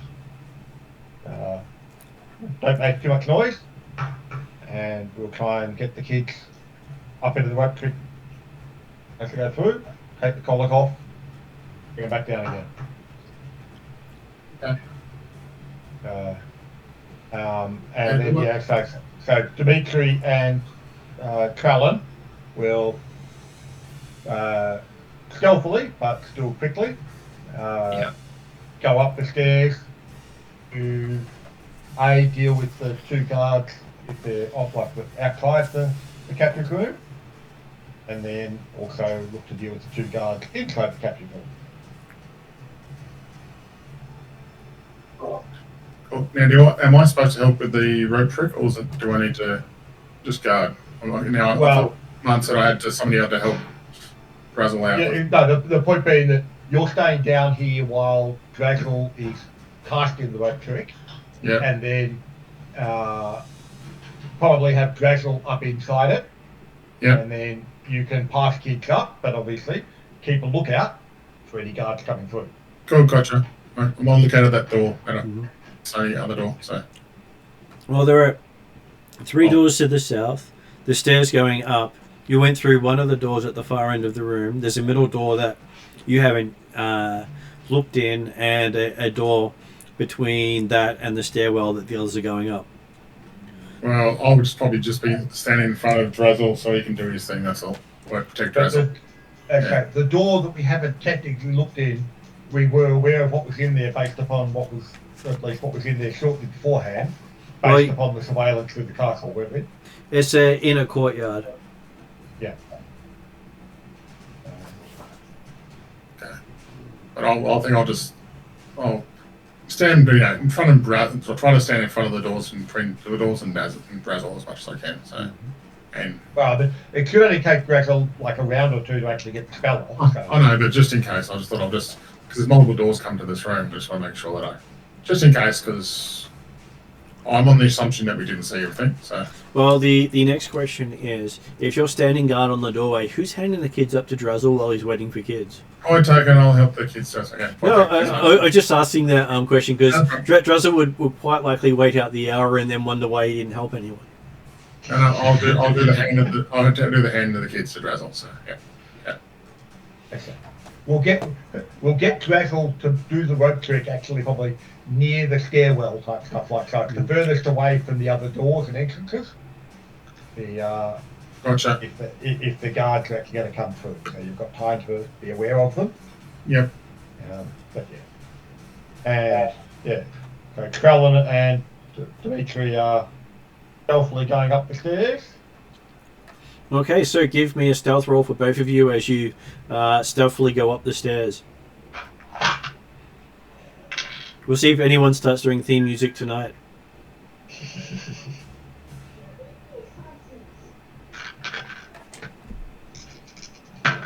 23.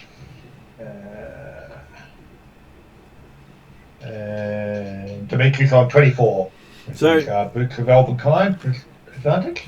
So there's a good moving up the stairs. You don't seem to make any sounds. Either of you are struggling to hear the other moving up the stairs. Because I've got Boots of Elvenkind too. Yep. That advantage is always nice. Yep. And so we're expecting 2 guards outside the room. You are there. Upstairs. So this is the largest room the guards are stationed in, as they've got 4 other rooms coming off this. Okay. And they're just there. You see that they're casually eating from a plate of cold food, not too far up from the stairs. They didn't even notice that you'd done stuff downstairs. You were very quick. That's the thought process. Yep.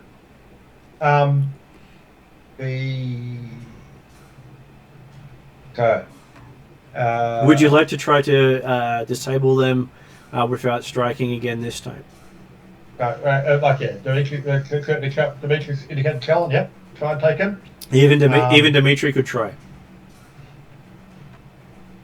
You're both close enough.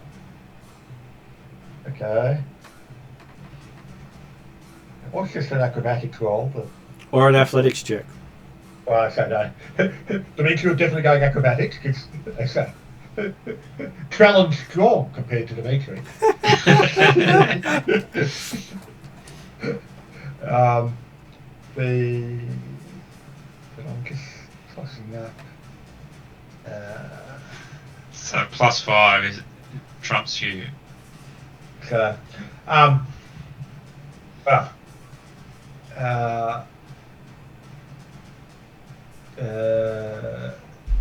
tempted to try a charm person instead of although. What's the range of it?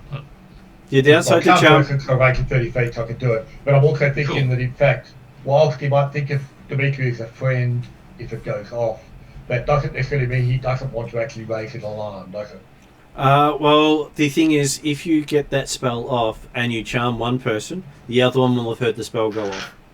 Oh yeah, no. It's more the idea like allowing Krellin to deal with one of them and Dimitri to deal with the other. The way Dimitri deals with it, you can charm person rather than trying to stranglehold.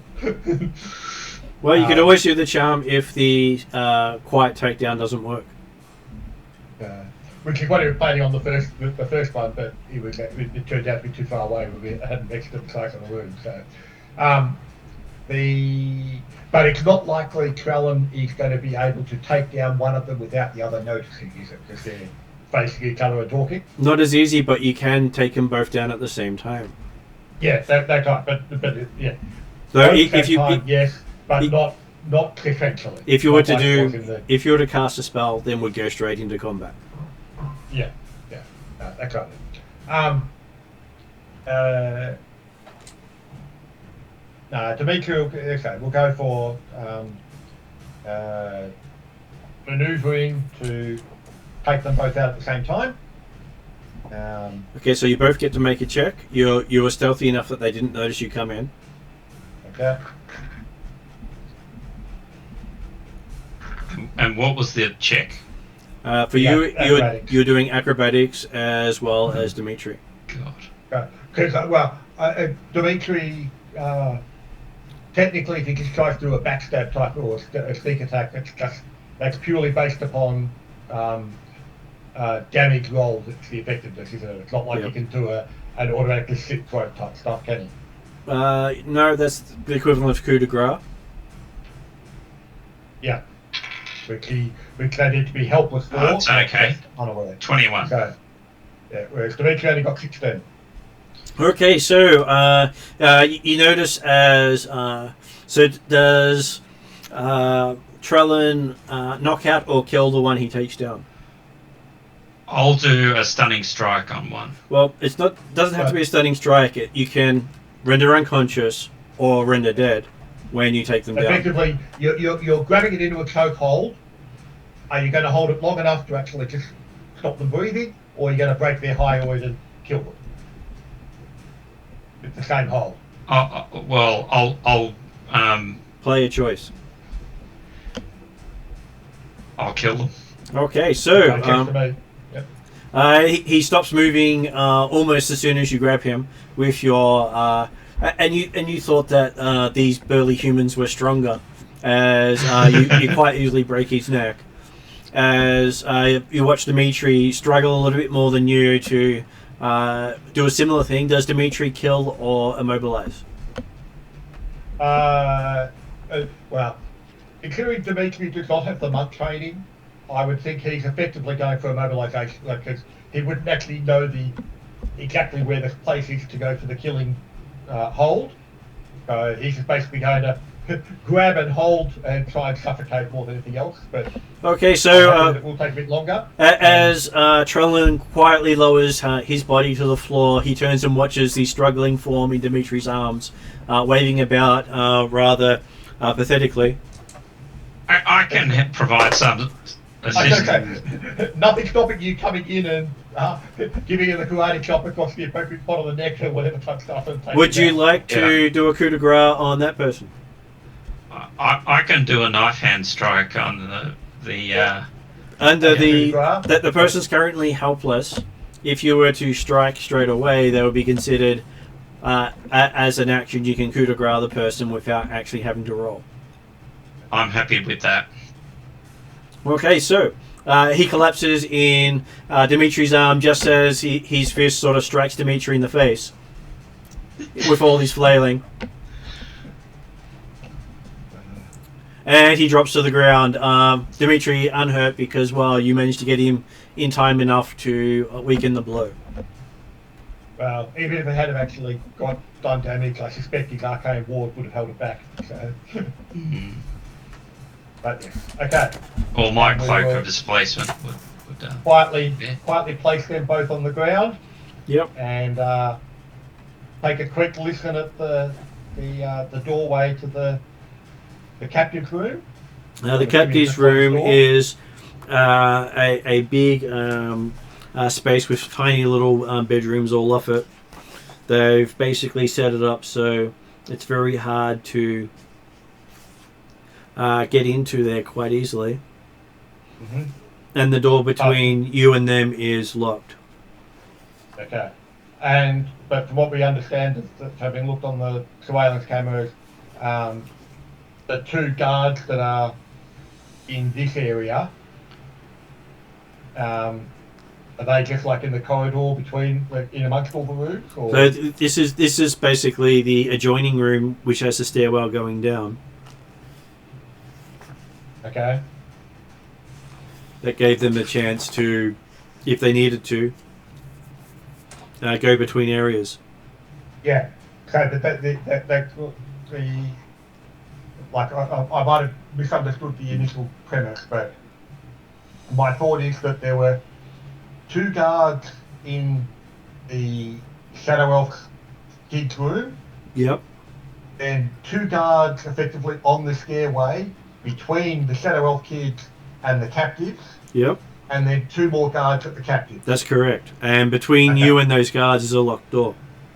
Yeah, happy with that. But from what we know of the surveillance cameras, the guards are effectively just on the other side of the locked door. Okay, let's see if I can give you a picture on a map. So you see that really big long room there. That's probably about 200 to 300 feet in length. See if I can make it a big screen. Let's see.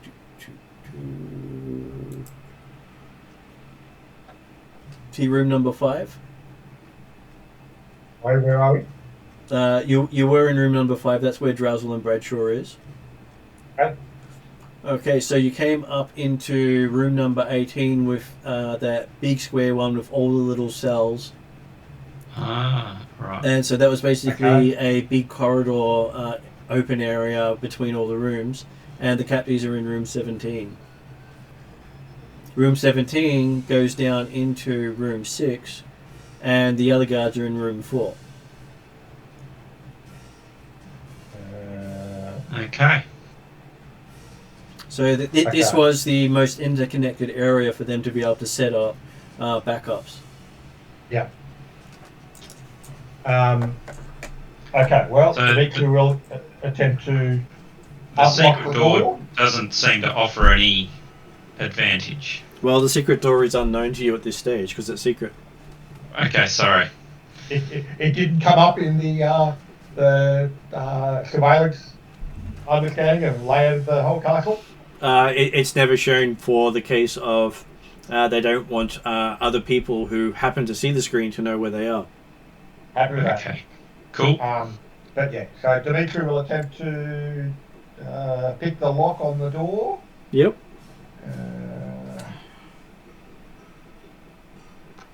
Man, second night in a row you have to pull out the rusty thieves skills that the characters never play with. Last night session, my other character that was also a rogue that doesn't actually play rogue very much did the roguey thing. He did 2 Hull Thieves open lock rolls. That's right. I think that's but 2 more again, than he's done in the rest of the campaign. Dimitri has not lost his touch with an 18 on the die, and that gives a total of 29. Okay, so with a 29, it unlocks without a sound.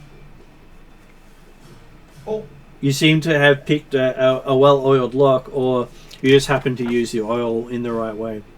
he knows what he's doing. Well, the blue boots of elven kind Do help. do. they do help. And then, yeah, okay, so from what we know, and the map's off there, like, but how far do we expect the guards to be from the door when they open the door? From the door, you expect them to be probably about 15 to 20 feet. Okay. They basically again, stand between all 3 doors. yeah, okay. So we're effectively standing there, they're not standing sitting at the table like the other guys on the stairwell. They were basically watching and these are the the last captives. pair. Well, the last pair we've got to deal with immediately. There's technically still going to be at least 4 guards who are active, but they're active in other areas. So nearby, but So I can put on a flame tongue. well, certainly we wouldn't expect them to see it from here, but we're better off trying to take these guys out silently too if we can. And since they're only 20 feet away when we open the door, you'll be on them before they know it anyway. You're welcome to make a stealth Okay. to try to silently take them down as well. It's just that the Constitution saving throw is the limitation. Well, that's from the stunning. That's from the stunning blow, but that's when you're using the stunning attack. That's actually using the attack. That's the whole. That's the whole. But as opposed to the acrobatics roll, where you're basically just grabbing them and holding them and killing them that way. Yeah. So the limiting on that one is not the fortitude save or the constitution save. The limiting on that one is our acrobatic skill check. The factor there is, can you beat their flat DC for their constitution? If you can pretty much take him out quickly. But I suppose you're probably right in the sense that given where they should be and where the closest guards might otherwise be, the flame tongue, any light from the flame tongue certainly shouldn't be visible, should it?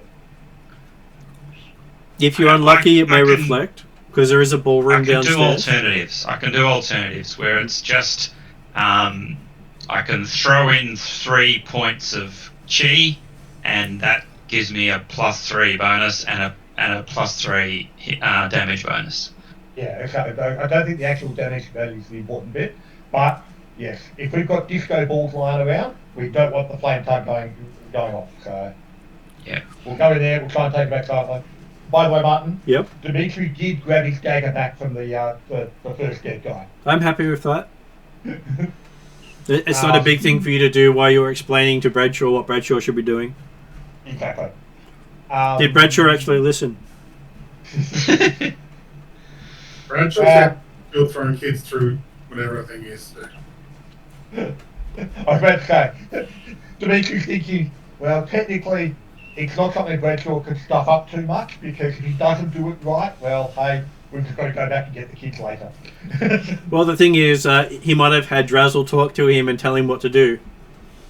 Yep. Does Bradshaw listen to Drazzle? I listen to Drazzle. Okay.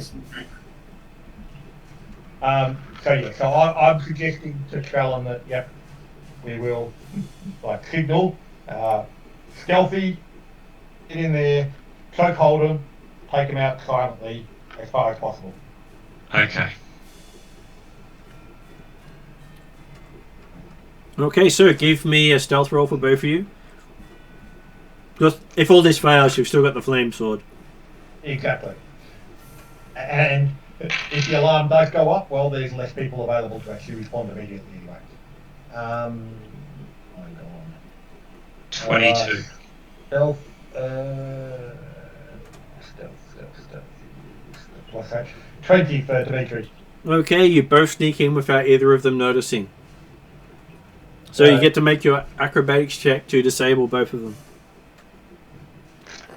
Now that Dimitri's had practice, I'm sure he'll do much better. Indeed. 21.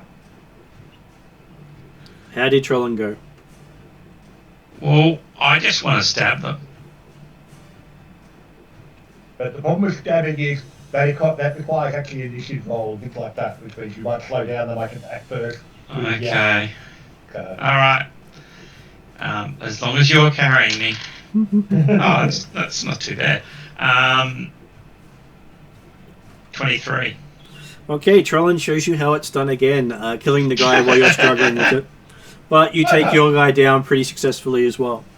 Okay, so I'm perfectly happy that Trellin does it better. That's not an issue.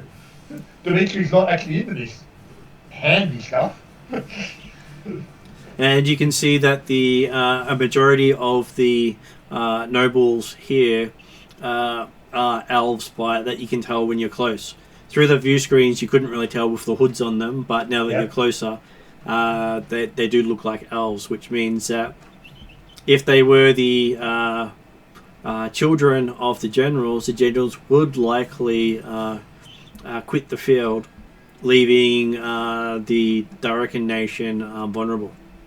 Yeah, because hey, we've already discovered that elves seem to have this obviously completely unnatural attachment to their kids. I don't understand.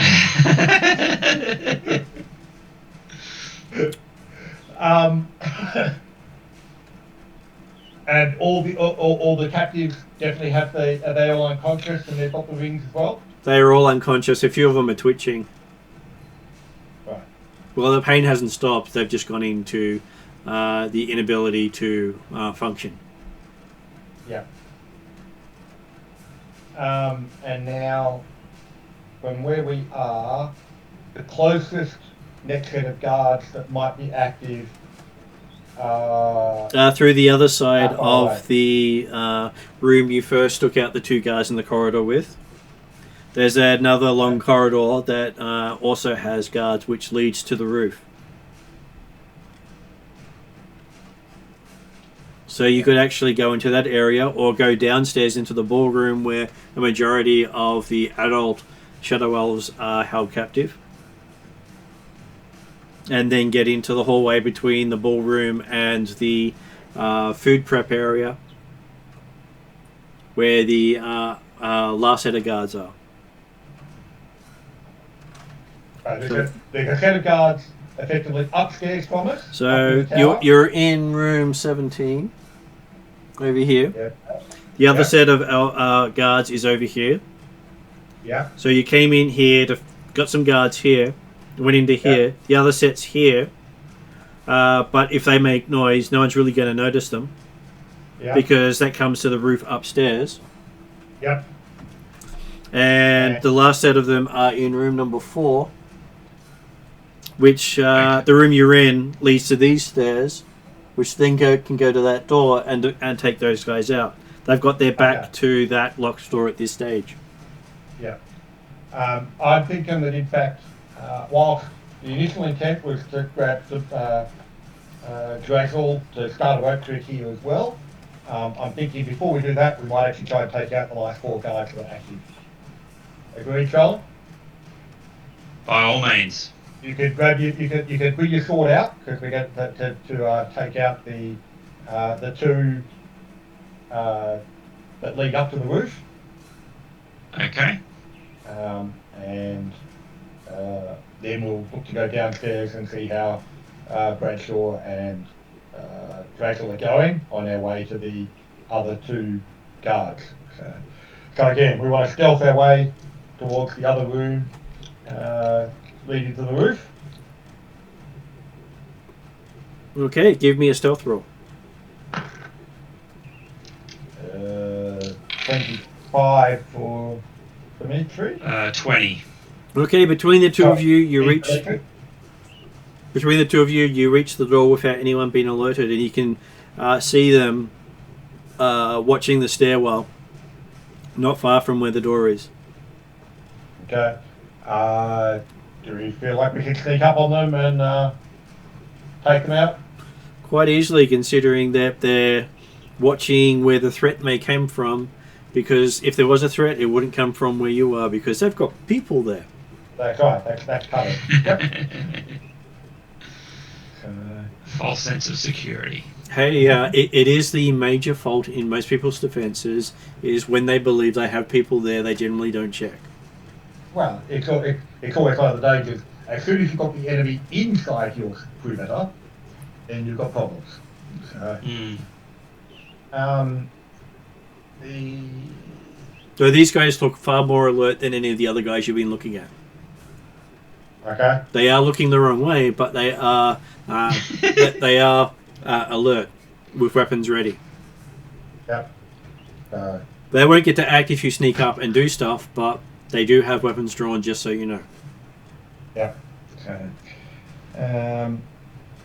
Well, I'm thinking that Dimitri might just go for shooting his crossbow from quite close range at one of them, while Trellin takes out the other. Okay, I will give you both initiative.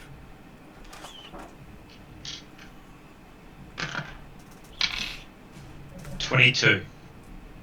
And Dimitri's on 18.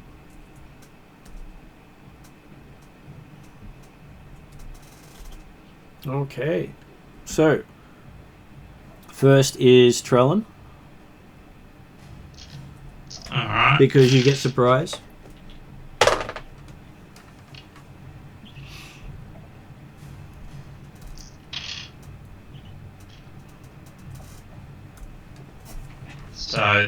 So 32 damage for the first hit. How much did you roll to hit? 25. Okay, so you make that a critical. Oh, okay. And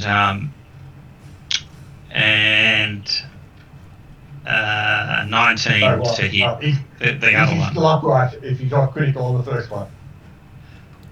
So you do know that you don't reduce the attack value on your multiple hits in D&D. Okay. In 5e, it's always at your maximum attack rating. Yeah. Right. Like your plus to attack applies to both dice rolls. Right? Like, And Okay. if you have 10 attacks in the round, they all get the same bonus. okay, that probably doesn't matter if you're rolling 19 anyway. So. So he may have gotten a critical if it had been a 25 instead of a 24. Oh, okay. So And 28 damage. Okay, so you basically shove your sword through him and yank it out the side as he collapses, flaming in multiple directions. Right. Yeah, the other guy looks stunned as he turns around as Dimitri goes. Oh, yes. I got a natural 20. I like to play that my guy too, just to make sure that Krellin doesn't get all the fun.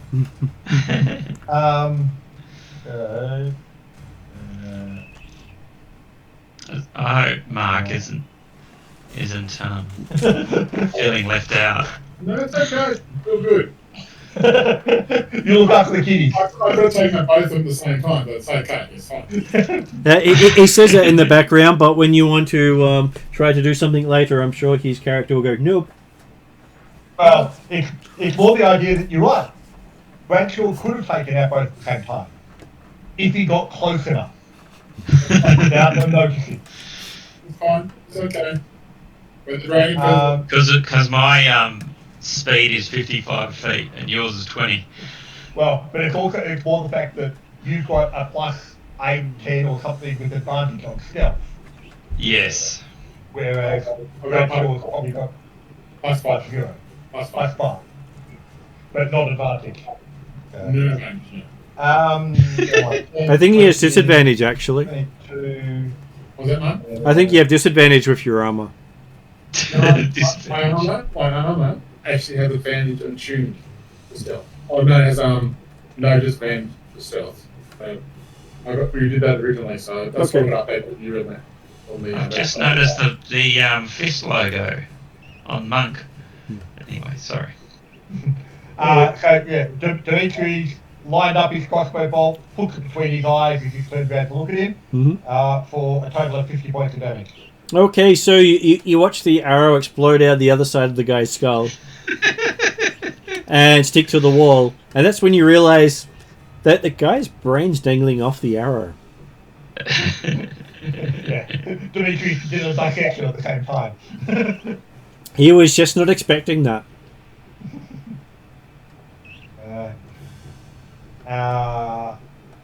And So at that point, you notice that the brain has little legs on it.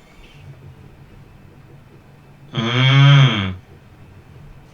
Oh, well, not those ones. Oh, okay. Yeah. Okay, that's unexpected. Does this mean that there's cause for a reassessment? Or Well, Dimitri's noticing that, he's immediately going to rush back to the most recent 2 that we took out, and put a dagger through the eyes of both of them, just to ensure that it actually affects if there's any little brain critter inside them as well, it kills the brain critter. I'm assuming Trellin makes sure that if there's a brain critter in the one he cut mostly in half, that is also dead. Well, I'll do that. Well, so. Well, just that Dimitri ran into the other room, so I thought I'd ask Trellin if he'd be doing that. So yes, there is a bit of a. Back to the other 2. There they is appear to have any distant 30 feet is aside from being dead. Well, when you stabbed them in the eyes, they seemed to squeal, which was unexpected, considering that you thought they were dead. Yeah. So you had to do a little bit extra damage. Well, no, I think the fact that yes, the bodies are not necessarily the controlling element. But killing the body But can actually stop them moving around as easily. Exactly. But yeah, you kill the bodies, but then you also want to kill the brain. Or the whatever the creature is. Does Nature actually recognise what the creature is? You believe they're intellect of devourers. Yeah. And not even adult intellect devourers. Yep.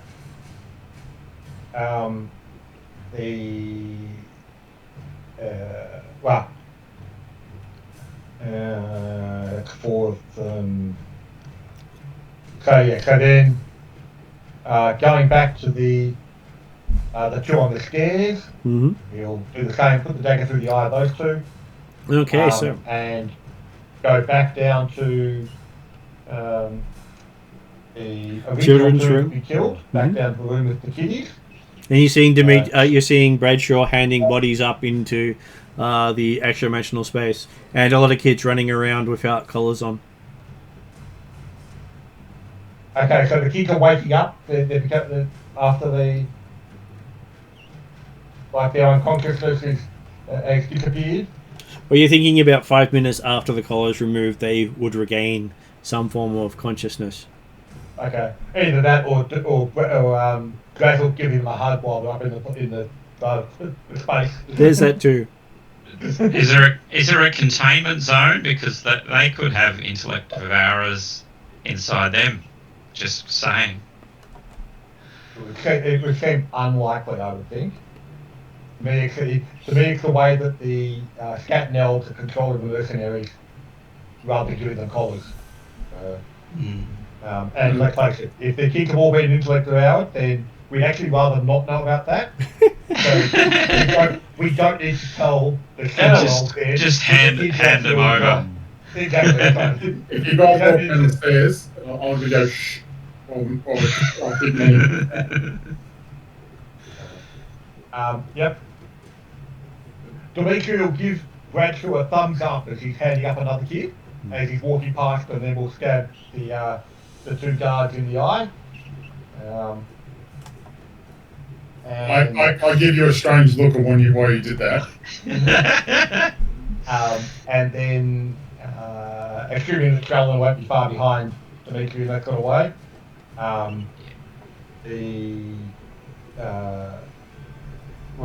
we'll then tell, hey Bradshaw, yep, okay, we'll take 4, we're going to take the other 2 nice and quiet, but we've discovered that there's more to it than just killing the mercenaries. So, I just shrug. I keep handing the kid up to Brazel. So if I can find a way of communicating this fact without concern to the kids, it'd be nice to. Well, you think you could use a different Mark language fully other aware. than Elven? No. So you could use Dwarven. If you whisper in my ear, maybe I would understand. Okay. So wouldn't Bradshaw be worried what Trellin would whisper in his ear? It would take a long way to bend down. No, if Dimitri did it, yes, 100%. But if Trellin did it, I'll be... Trellin, he's a melee fighter like me, so I can understand. Just a little bit strange how he does things. So if you do that while I don't have a kid in my arms, then you're quickly saying... Yeah, I'll do that. I give you a strange look of, oh, okay, sure, It sounds like... We'll explain later. and then you just look at me and go, I'll explain later, and you go, I shrug, and go, okay, and pick up the next kid. Yeah. Okay. I'm doing what Brazel tells me to do, so I'm doing the right thing, okay? Right, you do what Dimitri told you to do. Which happens to be what Brazel then told you to do after Dimitri told you. That too, okay. The difference is he actually does seem to listen to Drazzle, because Drazzle rarely tells him what to do. Oh, that's what I mean. But Dimitri he's following Dimitri's direction, which is appropriate. You think that I'm actually going, and then Douglas going, "Oh, what do you do?" The rather than, "Oh, okay, I'll help you." And I was going to follow you up the stairs, by the way. Yeah.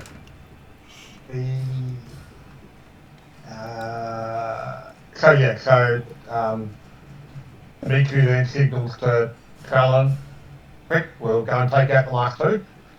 Active one." Okay, moving through the ballroom full of shackled adult elves.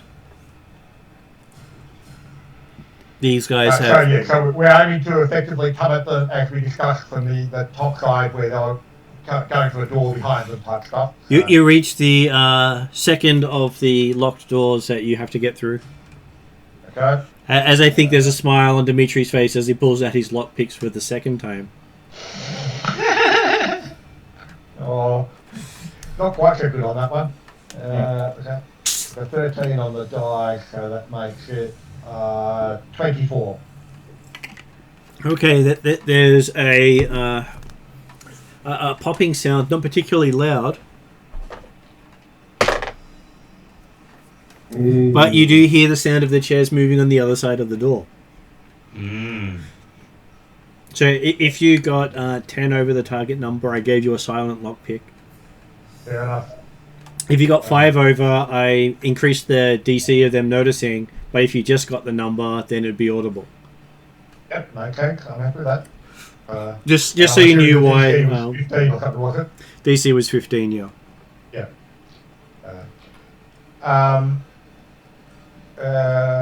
Well, Dimitri will immediately open the door.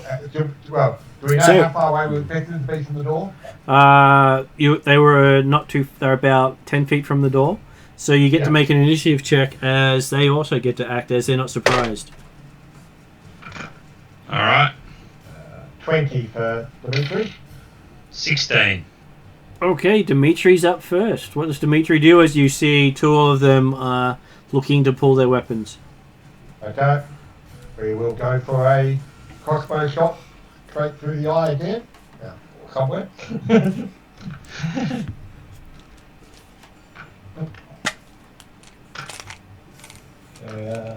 Not a 20, unfortunately, this time.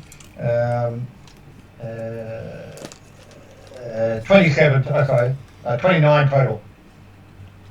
Okay, it'll still be a critical hit on them. Oh, there you go.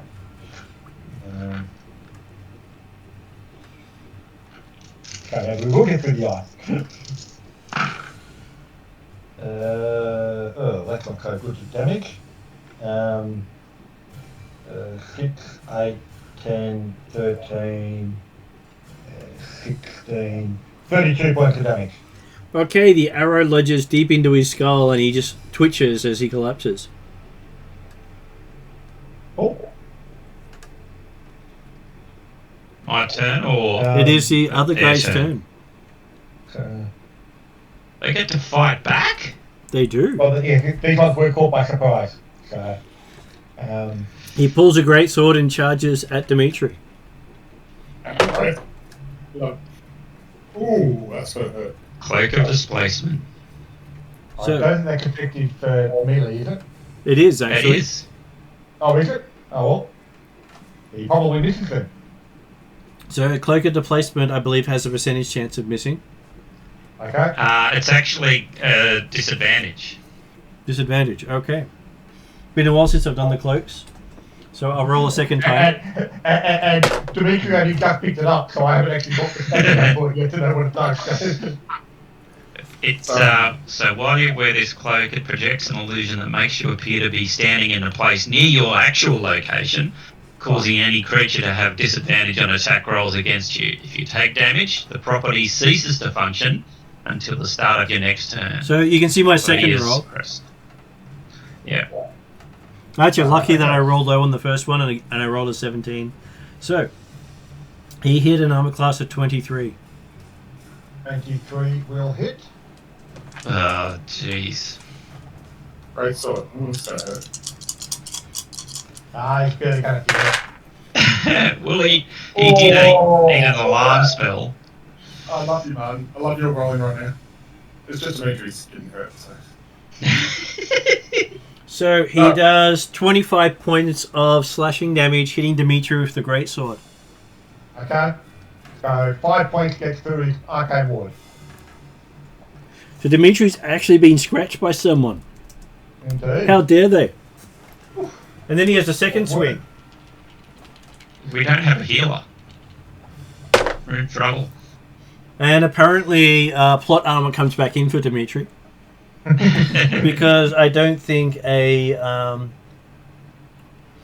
11 would cut it. No, 11 won't cut it. Apparently the small bit of blood that spurted out when he scratched you distracted him enough that he couldn't hit you the second time as he's trying to wipe that blood from his face. Now it's Trellan's go. Alright.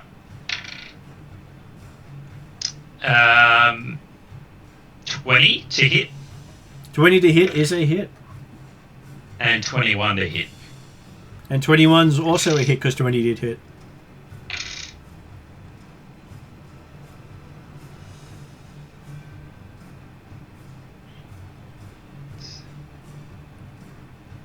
That's good. It's 35. And not as much. Okay, with your 35, you manage to shove your sword all the way through him. Okay. And give Dimitri a warmth of the blade from the other side of him. As you slice all the way up, cutting him in two. Okay. Nice. And poke out the eye holes. Like, shove the eye holes all the way through. Apparently you've got a new way of operating. We're taking them down, stab the eyes. I'm not certain that the flame tongue sword is used for poking out eyeballs. Maybe for scalping. Take off the top half of the head. You probably got the effect the same for. Yep. But then it might just pop out and run away. So all I hear is, come on. Yeah. You do. So again, I'm looking at how many more kids I've got to go through so far. You've managed to get through about 50 kids in 10 minutes. Oh, I'm doing a good job here. Well done. I mean, We can provide assistance. How many more kids are left? There's another 100 to go. Oh, okay.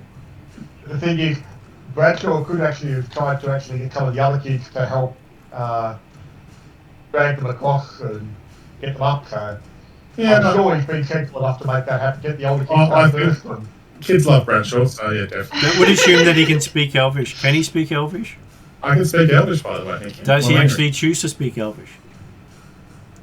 I would if I'm going. I'll try and do my best Elvish, not the greatest Elvish, because I learned that from Dimitri. So I remember the discussion. I thought you were about to say, I'm going to try my best Elvis impersonation. Blue suede shoes. No, I learned Elvish from you, I believe. That's how I learned Yeah, it. Well, Right? I mean, the Staten Elf amulet allows you to hear whatever's spoken. Bradshaw hasn't got that one. No. And a few others chose not to Yeah, keep it horrible. because it was given to them by the Grim Reaper. Okay. So I'll do my best Elvish and say, could you help me get these people free, kind of thing? Your friends, your fellow. I don't know. If I get a helping hand, I get a helping hand. So. Okay, we'll see how good Bradshaw is doing that. He can make a persuasion roll. Oh, okay. Oh, that's okay actually, because You get to add 5 to the roll. I do have a very good charisma. So, But is it between characters? Well, he's trying to persuade the little elven children to help out while you're going around doing stuff. Oh, okay. Just because there's so many of them, rather than him having to walk across the room to get the next child and pull it up and put it back and everything like that. I got a 22. Once done a few of them. So, Bradshaw is quite persuading in a fatherly sort of manner to all these kids, Oh, who are I all look- older than he is. But I look like He's down at him. I'm a small little cuddly teddy bear. That's what I look. You are taller than half of them, but even the ones smaller than you are older than you. That's fair enough. I'm happy. I ask and say, well, it speeds up the time anyway. So I'm not sure how long this will last for. So Well, as you're helping them, there's a good chance that they will continue to help over a long time because you're adding more to their fun. yep.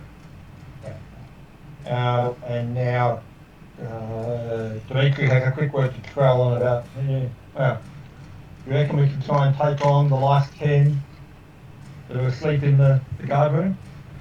As long as they're not going to trigger the mind or the throat collar thing. No, because these are the other 10 mercenaries.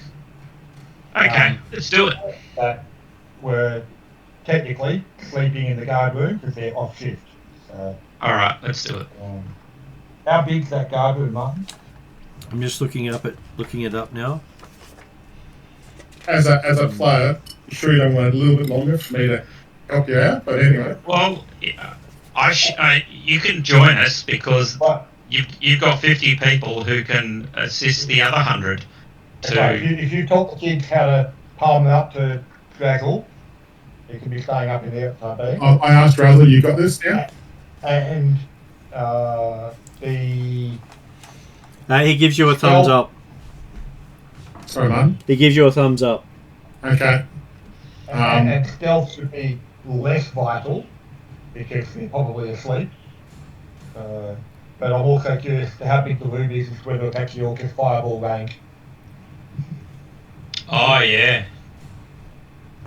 Taking all my fun away, he does. No, but I would prefer to go and take them out if we can. Oh, no. If they're all asleep, I'd prefer to go and take them out with a dagger to the throat and just slit each throat while they're unconscious. As a player, I understand. And as a character, I just feel that you're taking my fun away. But yeah, I understand 100%.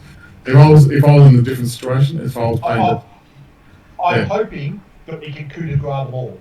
Okay, so you head up to the passageway that the guards were protecting the roof access to.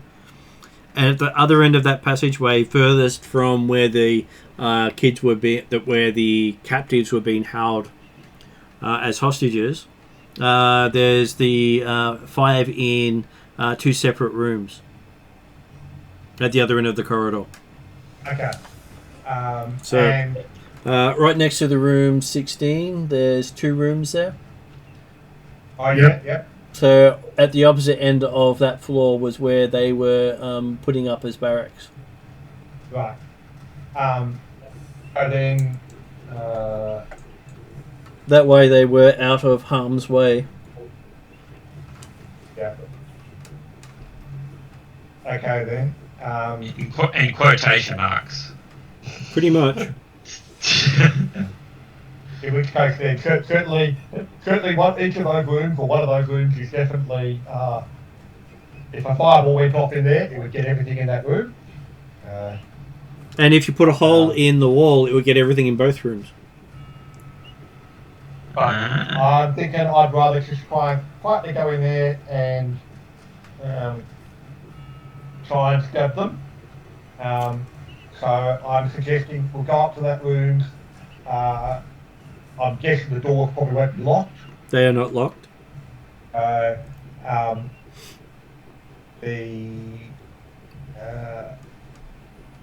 If we have Dimitri will stand guard at one door, while Trellin and Bradshaw go in and try and slit the throats of all the sleepy ones in the other room.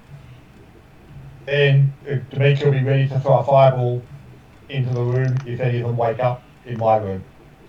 If they don't, which I'm hoping, then Trellin and Bradshaw can come in and slit the throats in my room as well, and we can take it all out nice and quiet.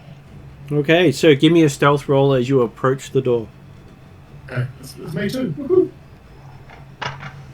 Nice and slow. There's no rush to meet Bradshaw. No rush. Nice and slow. Got a good dice tonight. 24 for Bradshaw. 25 to Dimitri. Disadvantage. How about Trellin? Oh.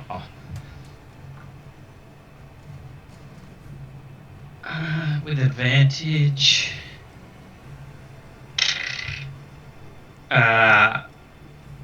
27. Okay. Well, of course, you each had to up the other person. I thought that was fantastic. Just for everyone, I've got mithril chainmail. That means I don't get disadvantage wearing. Okay, so you are fairly quiet. Yeah. No, yes, yeah. Except for your pretty good. boots. It says a combined dwarven and elven armor styles. So I'm not sure how the elven did. But So the three of you make it to the doorways, and you see that both doors are slightly ajar. Okay. Well, Dimitri's going up to his door and taking a peek through. Give me a perception roll.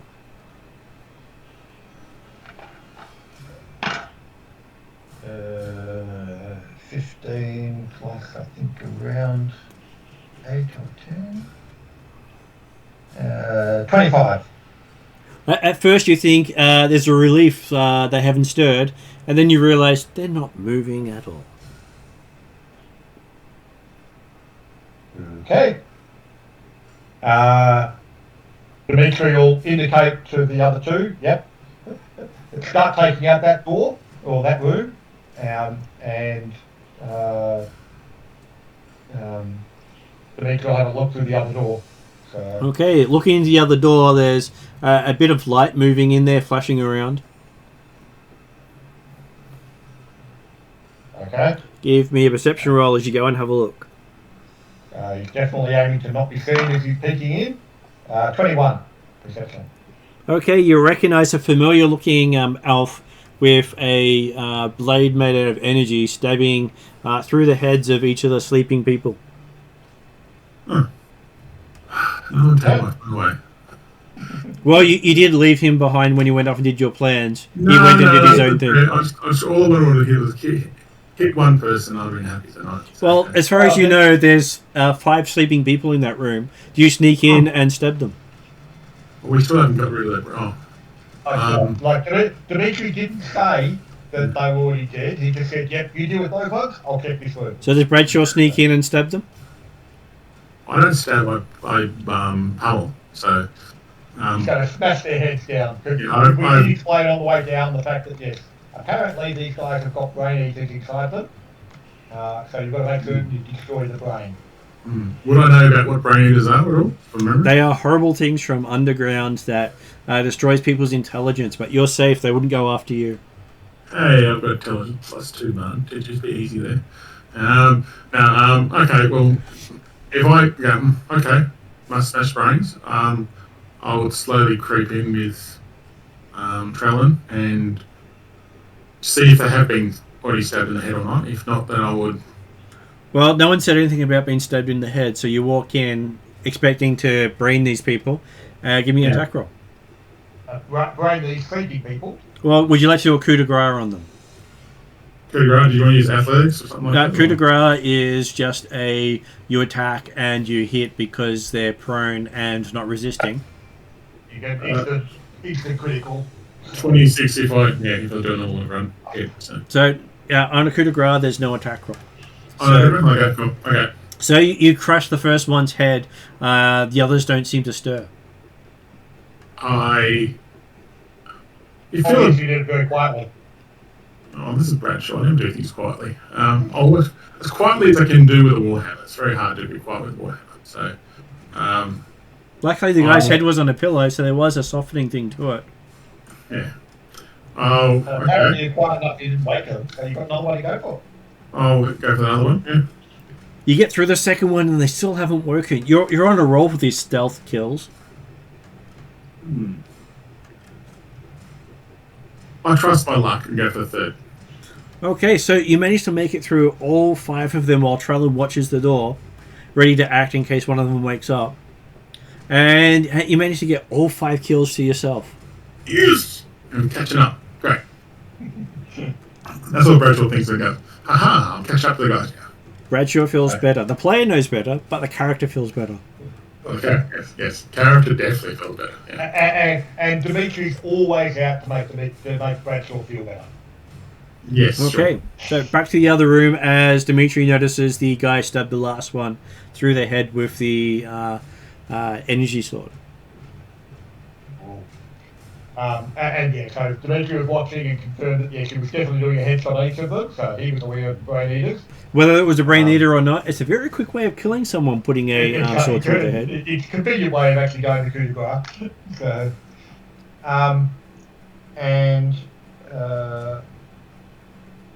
And you do notice that the blade has a greenish energy very similar to the crystals you saw.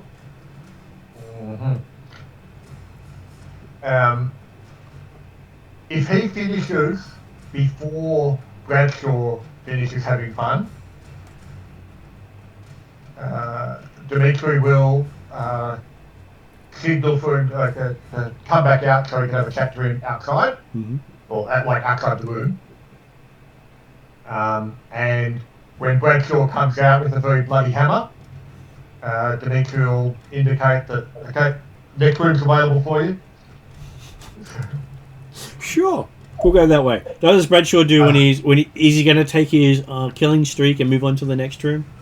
Well, if I look fine, if they've willing to get me to do it, I won't say no. Okay, so you rush in, and after a few minutes, you've managed to completely neutralize this threat. Bradshaw is the bomb. He's taken out half the mercenaries all by himself. That's right, and that's what the story's going to be like. Okay. Hey, no one's going to say any different. Hey. Well, certainly not I was Shadow telling the dwarf to take out all the guards when someone running it. Okay. The story. It's a well-known story. This now. By the time Bradshaw comes out, his energy sword is no longer shining bright. Because he doesn't. So Dimitri's talking to the Shadow Elf, basically, but so when he comes out and says, explains the fact that, yep, we've eliminated the other guards upstairs, we've got about halfway through getting the collars off the kids. So we're going to get the rest of the collars off the kids. And in fact,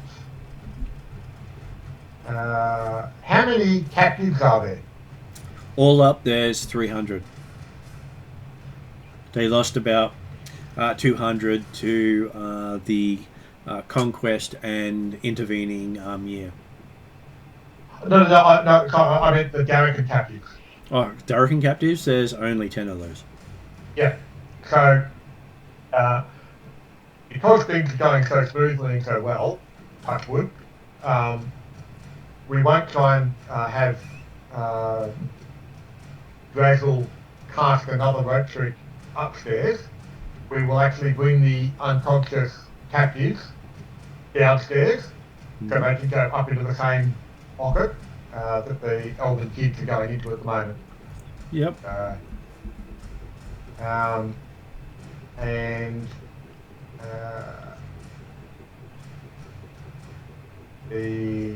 We'll also then aim to start getting some of the adult elves and putting them up through as well. Because that way, again, because we've got more adults, and that gives more space for more arms and legs to move more captives into this room to take them up.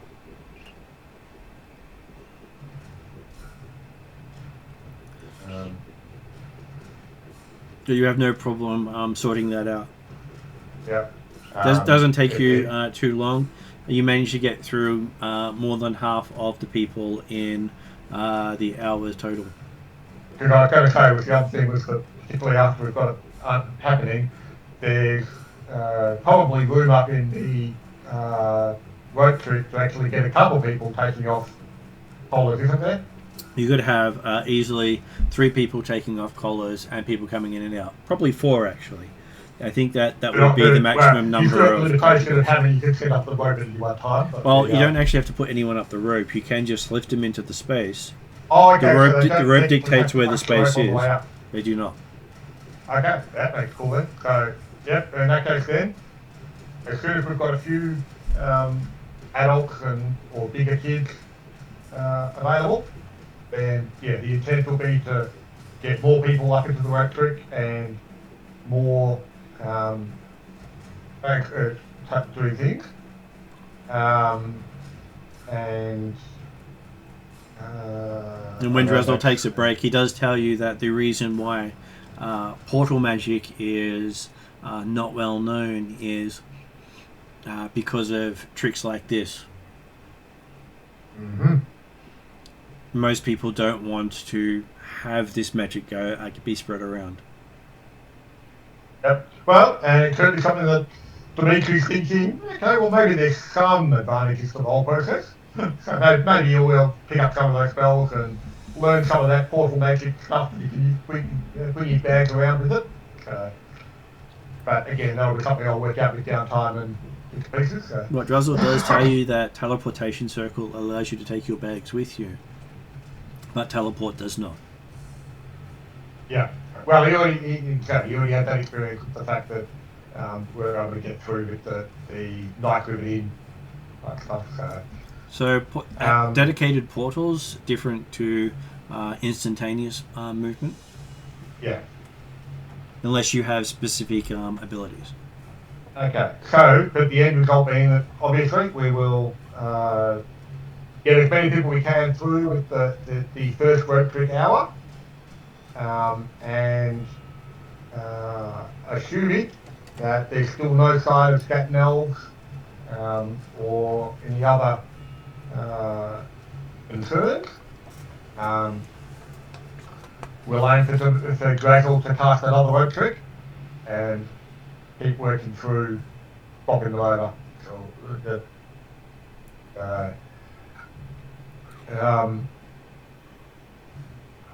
Okay, so and once that's underway,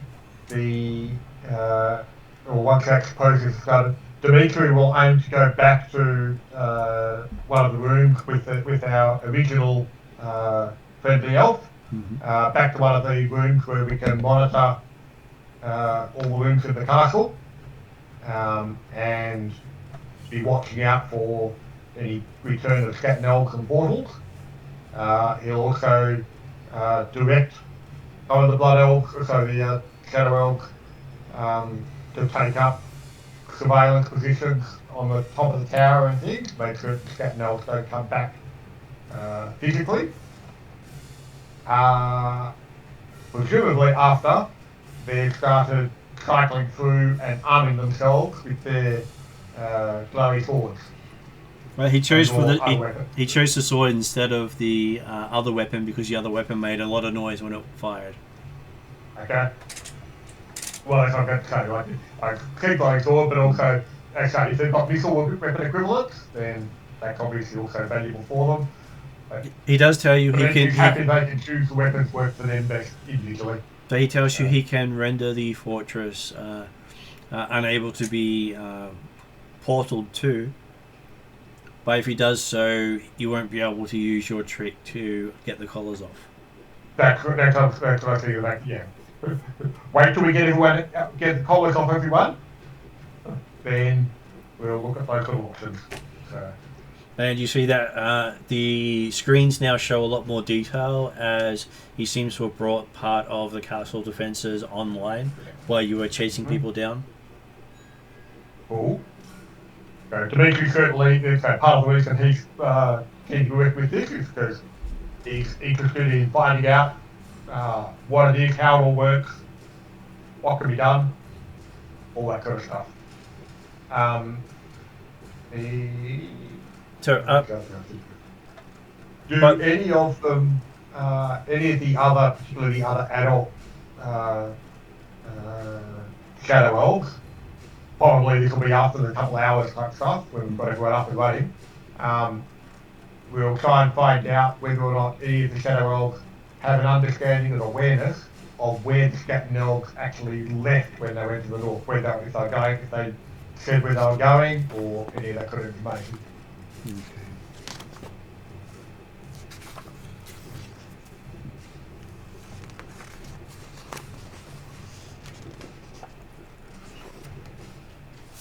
He believes that they were heading to an estate on the edge of the city, which is supposed to have, which is supposed to be the center of the magic point. So in fact, the Scattered Elves haven't actually gone too far from the current location. Is that what they're thinking? He reckons there may be 3 to 5 mile from where you are now. The keep itself was built on the southern edge of the city, whereas the estate's on the northern edge of what was left of the city, and the rest of the city itself has been wiped out by vegetation. Just at the very center of the occurrence is still standing. Right. And where does the chapel fit in that sort of directions? The chapel's obviously on it's a lot closer than a few miles, but the chapel's to the north, or well, the chapel is about half a mile away. Yeah. Because it was a long tunnel on the ground. Yeah. But you said that the centre of town, or the centre of the magic effect, is actually about 3 to 4 mile away. Yeah, to the north. Yeah. You just got to cross a river, and on the other side of the river is a farmstead estate that is still functional. Okay. Did any of them know why they were all headed off there? Looking for a crystalline shard. That is the key to what they're doing. Not their crystals, a different crystal. Yeah. And did they... did any of them know, or if not, probably suspect, that the portal that the two leaders went through, as far as we know, the leaders were going to the same place, they just waited a bit longer, because they didn't have to walk? The leaders sent people ahead to give them a magical foci to know where to go to. Right. So as far as we understand it, all the Scattered Elves have gone to the same place. And they now don't have none of the Shadow Elves have got collars, so the Master Wind is no longer a danger. And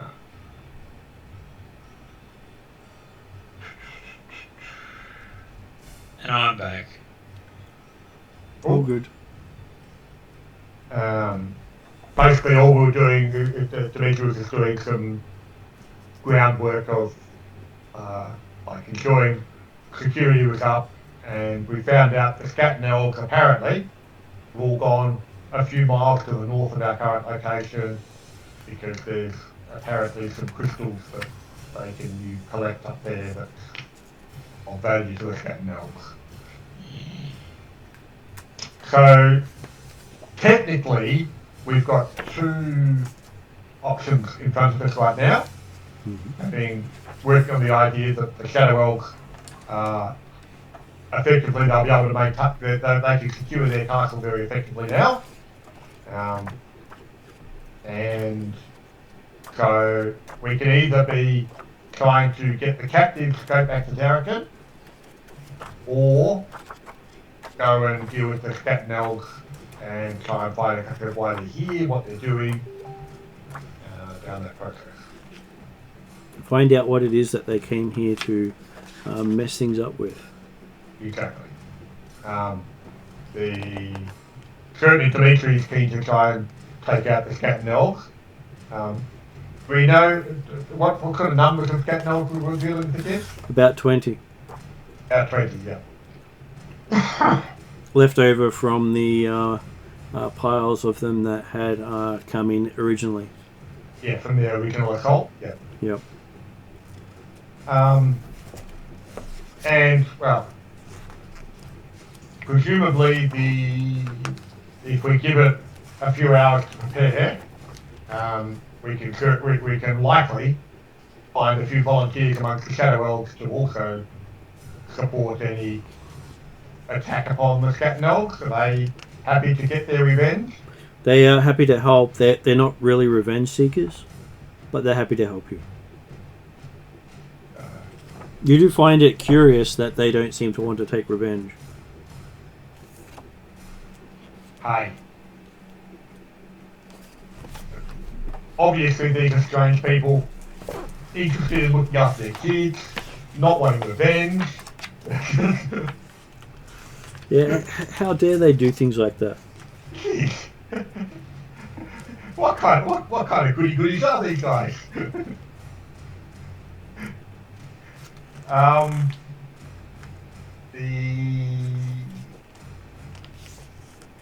Okay, well, I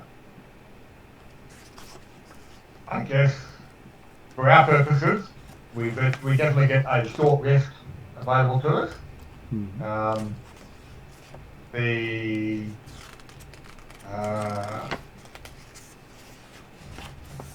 We could potentially take a long rest before heading out, but we don't really know how long the Scatman Elves will be away for. So.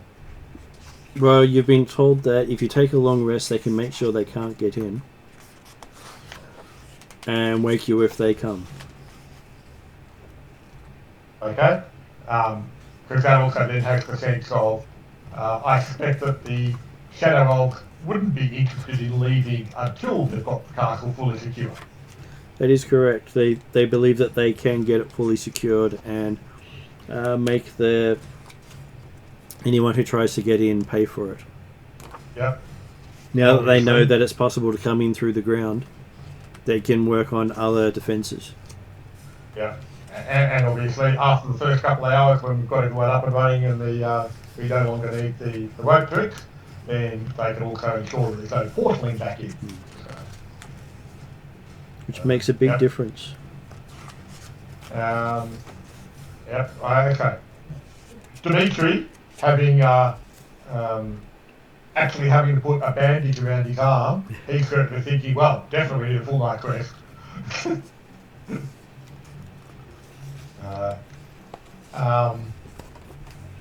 And aim to get thicker. Okay, so they do have a few different weapons they can offer you to help. That's not part of their normal weapons. I suspect that Bradshaw and Trallon might be more interested in some of those sort of physical defense systems and or weapons. So Dimitri will certainly be hanging around mostly at the control room and trying to understand the technology. Also trying to find out whether or not their capacity for surveillance extends beyond the castle, or can extend beyond the castle. It can, but it's slow. It can, but what, sorry? It's slow. Most of it comes through the suits of armour they have in the centre area, in the throne room. Okay. Because yeah, the main point, the main aspect of that would be whether or not we can actually get any view of the Scatman Elves in the farmstead 5 miles away. So, but I'm not expecting it. I'm not worried about it. So. Oh, good. I was just trying to figure out where the everything that they're after is, because it talks about something, but I can't find the name of what it is, so I can look it up. So this is the whole story concept of what they're after, and it's this one word I'm trying to find. Yes. The whole purpose of being here is for this MacGuffin. We're not going to tell you, we'll talk about the MacGuffin. Okay, so I finally found the number for it, which is quite useful. It wasn't in the sections I was looking in. The fact that I can scan pages very quickly and discount it does help. Mm-hmm. Okay, so they say they're looking. the elves are looking for something called the Moon Shard. The Blood Elves are. The Moon Shard. Now, has Dimitri had enough opportunity to talk to Lull and make any connection between Moon Shard and the Moon Blades? Well, the Moon Shard that they're talking about doesn't seem to have any relation to the Moonblades. But they do have an Elven Moonblade available that's not part of their clans. Not part of their clan? Yeah. It's called, it's part of clan Kalaba. Which is obviously one of the earlier original names of Kalari, and therefore is what Cullen belongs to. Yes. Well, elves can use the blade without any problems, but it has more meaning to if it's actually part of your clan. Yes, absolutely. So, well, and there's a good chance that Trellin can claim himself to be part of that clan because he doesn't technically belong to a full clan yet. He works with the Kalari Elves, but he could take that as his family clan. right, 'cause I thought he had to choose one when he first were in our earlier adventure. He did. He chooses one to serve. So but he hasn't necessarily joined the clan yet. So all the elves have to serve one of the 10 major clans. Right. And he chose the Kalari. The main issue is I want to be able to take Wood Elf magic. Mm-hmm. And is there any that preclude that? This does not. Most of them don't preclude that unless you're talking about the other 10 elves which don't have anything to do with the woods. Okay. So Cool. there are 20 elven groups all up, and 10 of them are wood elves. Yeah. And Clardy or whatever it was. And those 10 wood elves all have access to a tree of life. You're not sure which one this belongs to. It may be one of the more obscure ones. But either way, if they're happy to give up a Moonblade to another elf, then I suspect Callan would be happy to carry it. I will be happy to carry it because I'm worried about the whole flame tongue issue of going nuclear. I wouldn't be surprised if the Moonblade is also equally bright when it gets used, but hey. So the moon, just so you know, the Moonblade is also a legendary item. Right. So it's not. It's so not a. I would have to give up the Rheddrian staff. No, it's not an artifact. No, it's a legendary item. It's like there's a distinction between legendary and artifacts. Artifacts are the next. Legendary is a step up from rare, very rare, common type items. And artifacts a step up from legendary. Yeah. Okay. All right. No worries. The next thing he offers is called the Eagle Eye Bow. A fine bow made of golden oak, inlaid with leaf patterns, reminiscent of sharp aspen leaves. A longbow, I'm assuming? It is a longbow. Yeah. And what does it give me? Well, so I think he only was a +1 longbow. The other one, the Treants longbow. This one requires an elf to attune to it. Anything but an elf won't even allow them to use it. Okay. All right. And they couldn't like bother Dimitri because he doesn't really use longbow. He's a crossbow man when he actually has to use bows. Yeah. The next one is.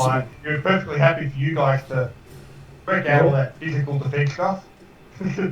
Unlike that anything you need to Dimitri. Yeah, that's why I gave away my elven boots at one stage too. So the next thing he has is a healer's mace. Okay. Elf again, or?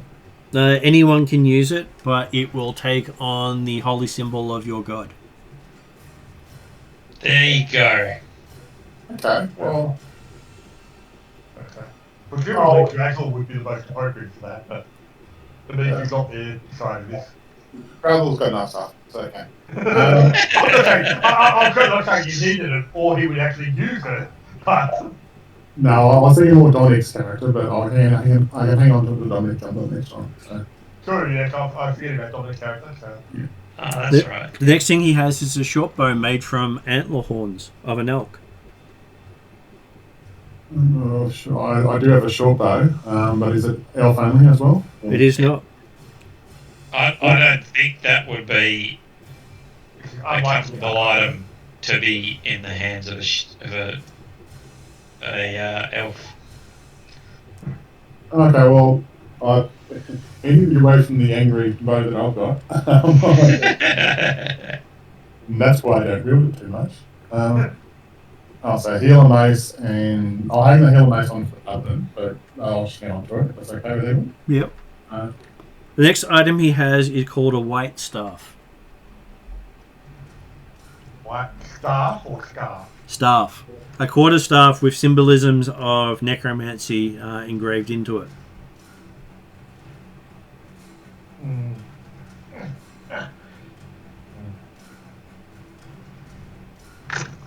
Just checking. I'm not certain whether Dimitri's got particular concerns with necromancy, other than the obvious distaste,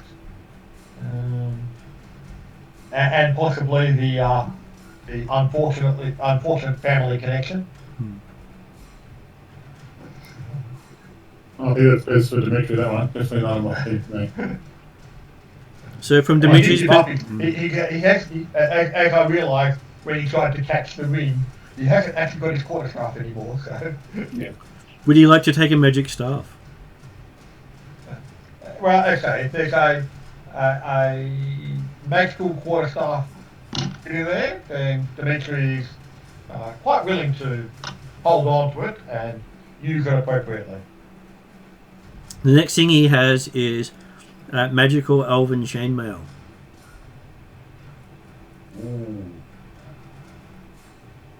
Go for it. Made out of mithril. Would it be getting much difference in my current one?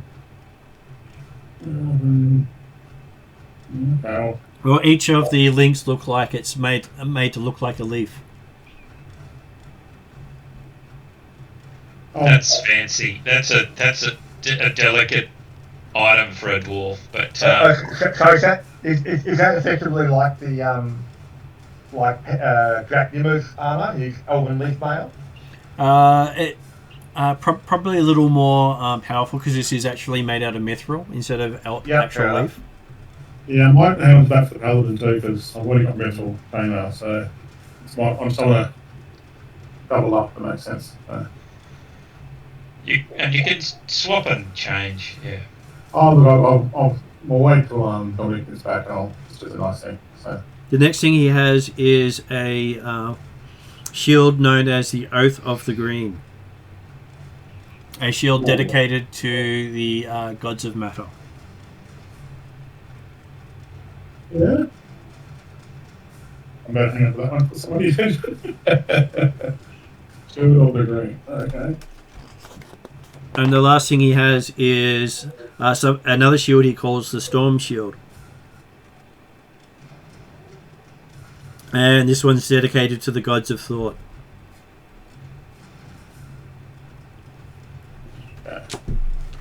Which, by the way, also represents... the dwarven god that you mainly follow is a earthen god. Whereas things like Odin and that are the thought gods. Yeah, okay, that makes sense. Okay. And I believe the paladin does look after Odin, I believe. Is that correct? I believe he's a paladin of Thor. Yeah.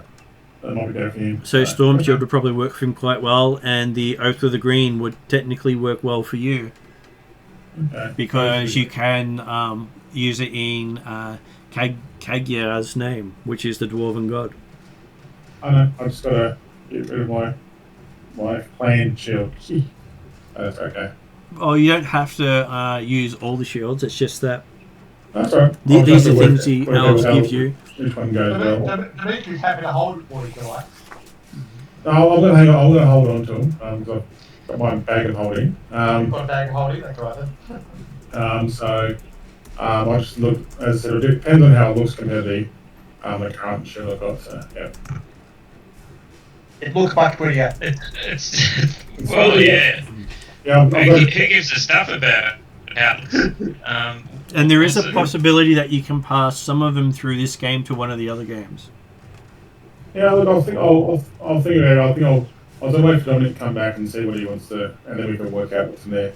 I've already got a +1 shield already, and I'd rather get other people geared up as well. As an example, the Antler Bow would quite easily pass through to the Tuesday night group, who has a character who was part of the Elk clan. I was going to say, yeah. Head of deer with us exactly, but would be very pleased to finally get an actual boat. That's right.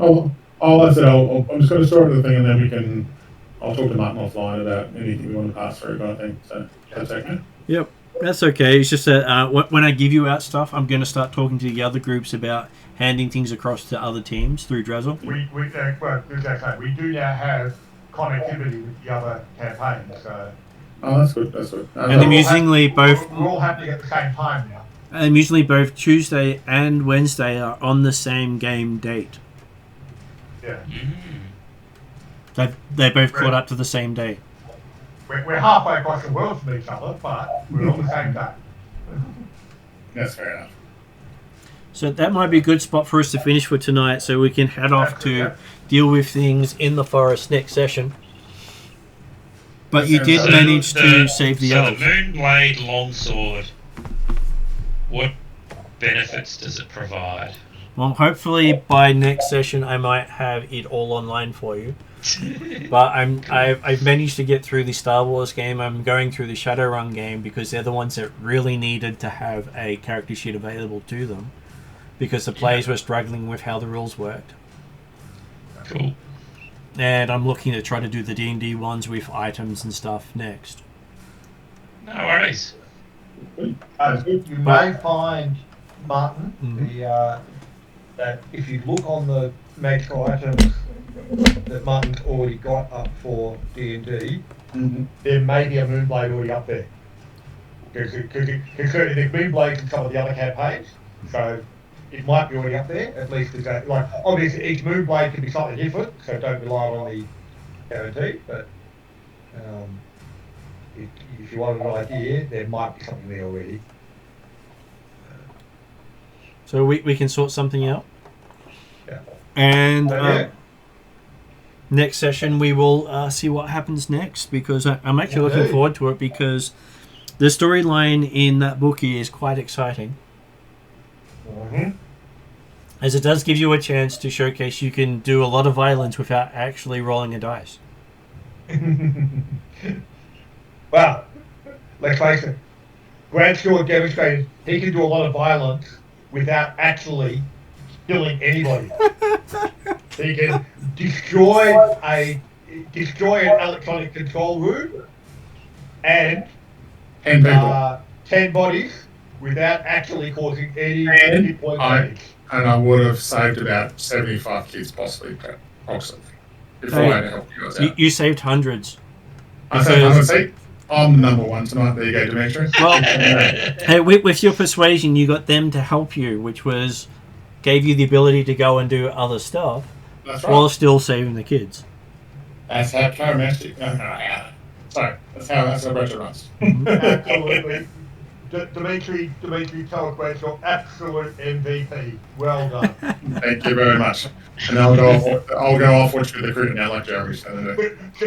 Just don't ask Dimitri what he means by MVP. No, I don't plan to. Most volatile person? No, that's as long as Dr. Drazzle gives me the thumbs up, I'm okay. I'm happy. Okay, well, thanks very much, all.